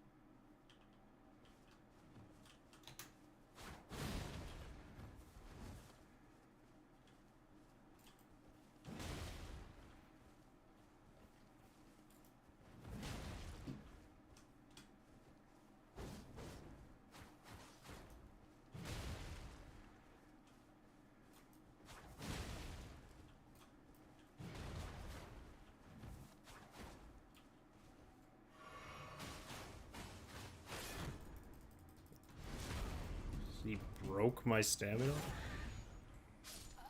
That guy's got claws on.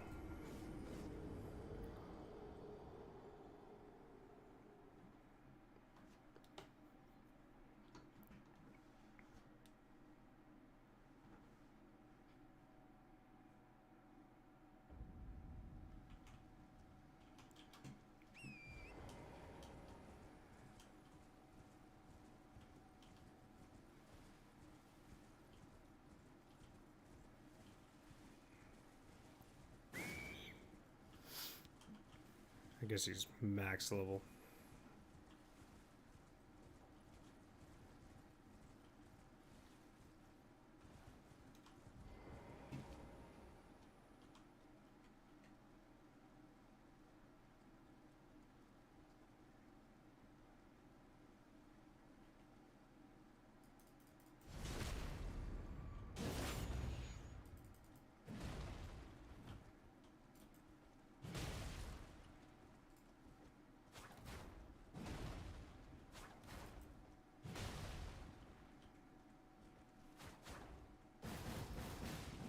Oh.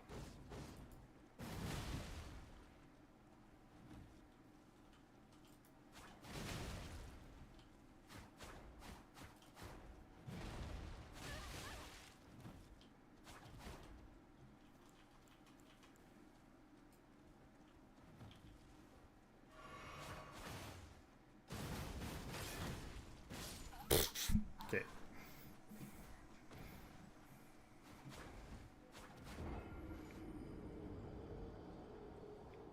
He's too powerful.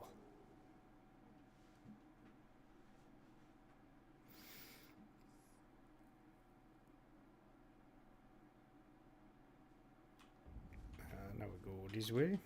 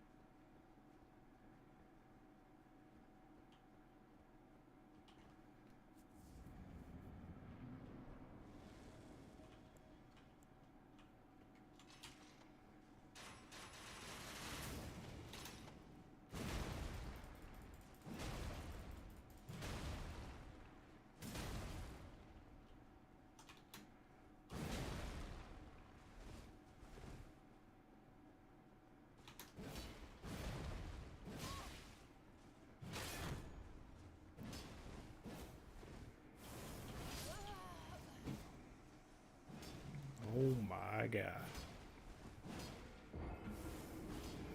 I'm tiny baby again. Ah, yes.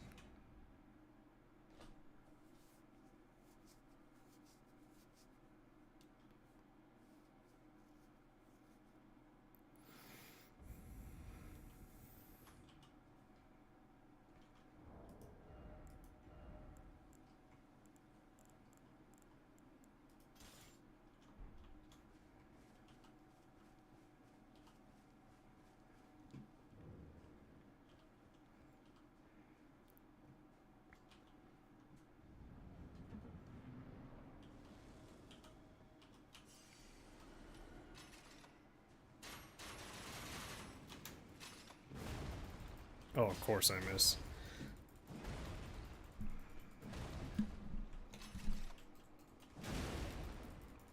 It's doing nothing to him.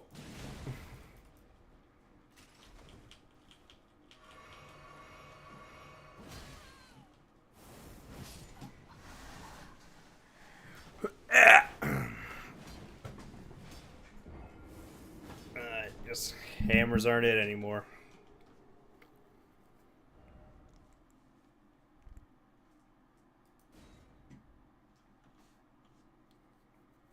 Do do do do.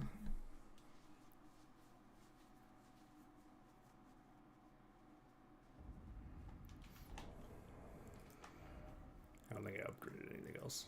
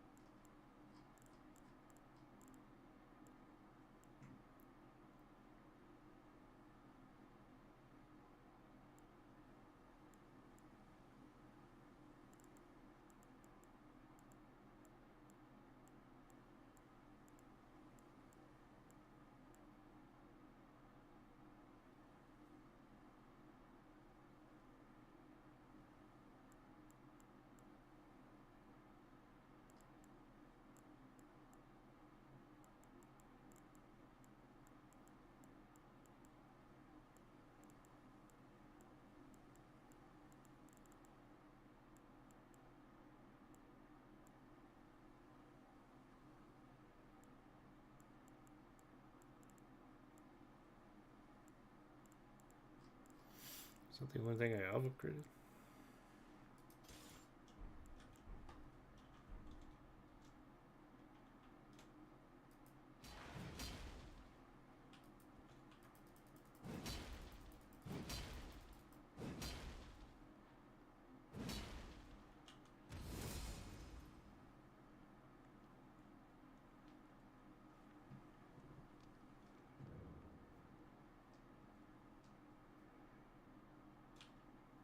Oh, what's just the mushroom build I had going here?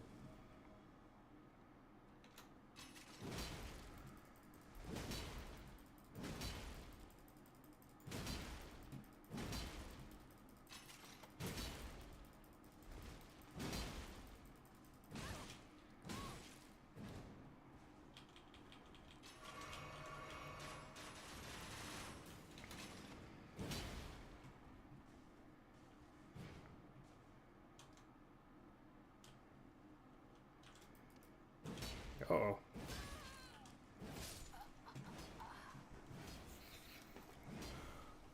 A little bit more movement, I guess. Hey, Took.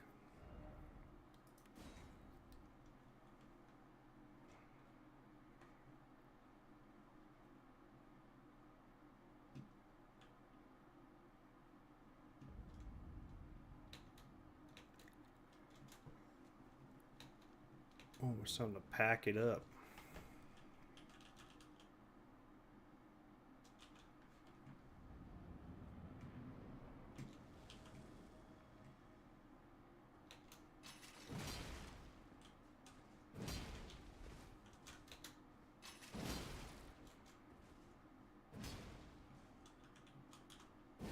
Oh, wrong button.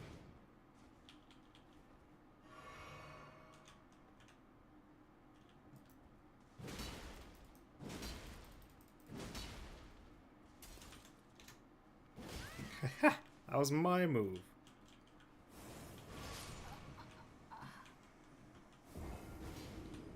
Yes. I am sucking at this game today.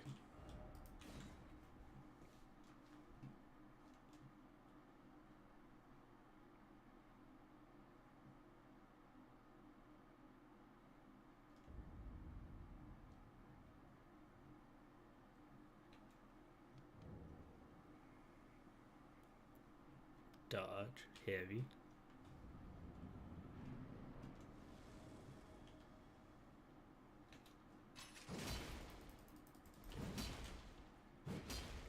Why did you swing again?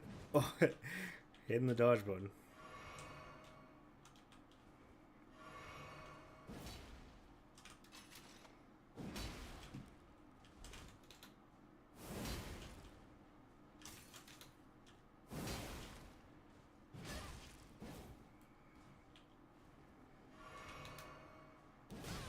Yeah. Yeah.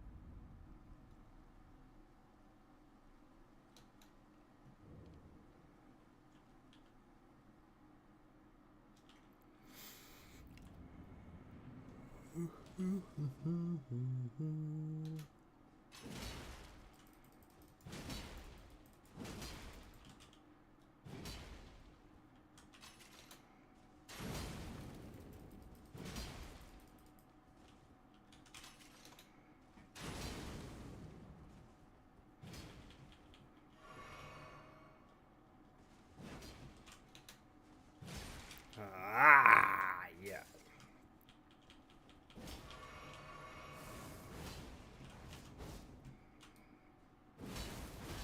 That didn't hit him?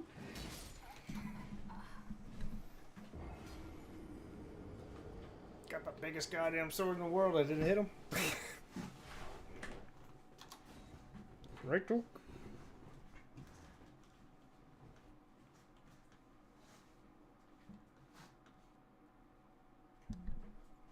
Off the table, buddy.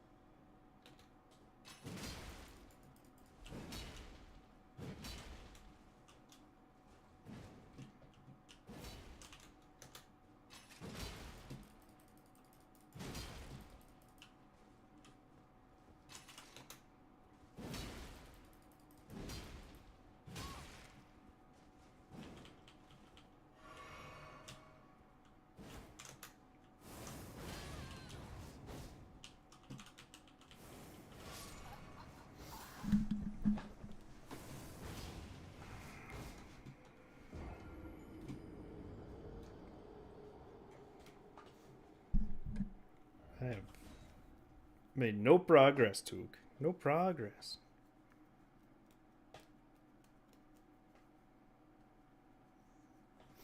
Animations are just too long.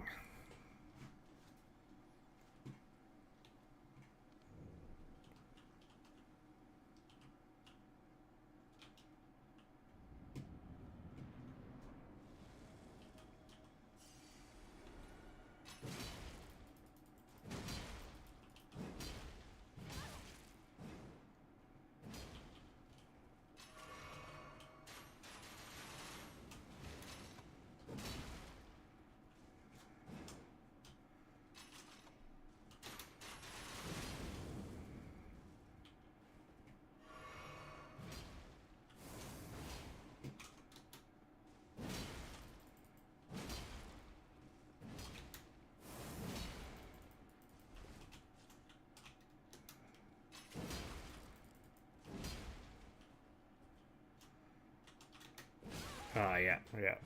One hit and I'm done.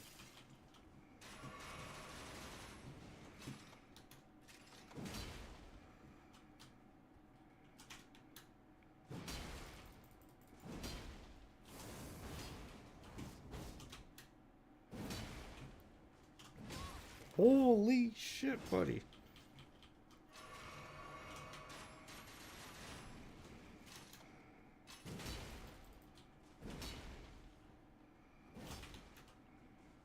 Uh-oh. Oh.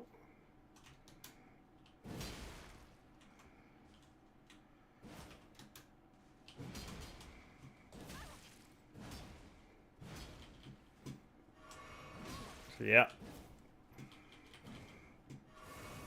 Yeah. You gonna let me finish my animation? Or you just coded to be an asshole?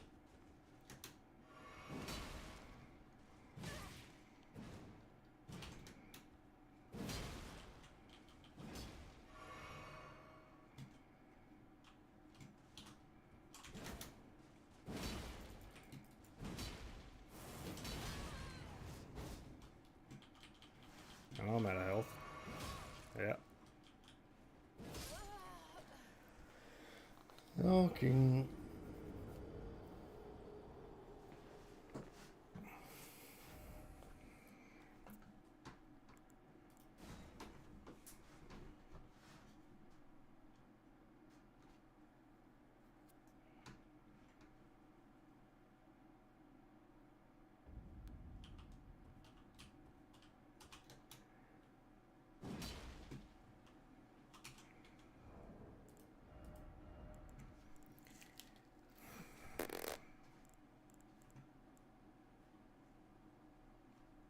I guess this one costs bleeding.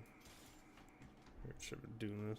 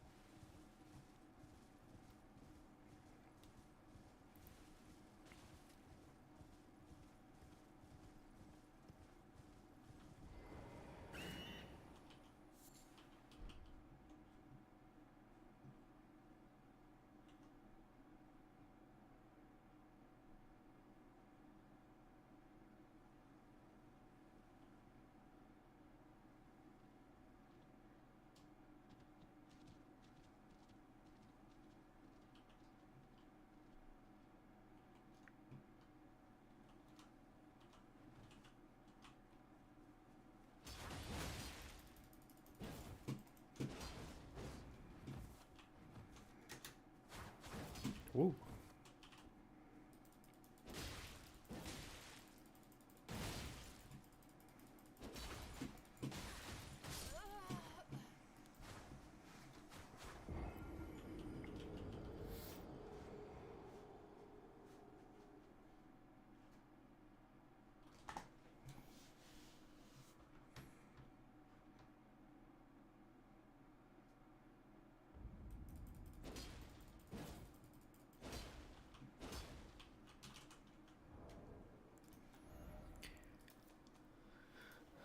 I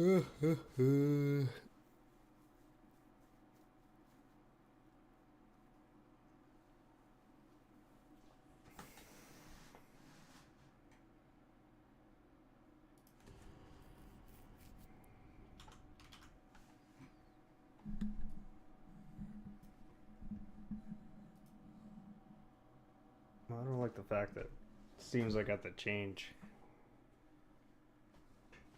what I'm doing, but oh well.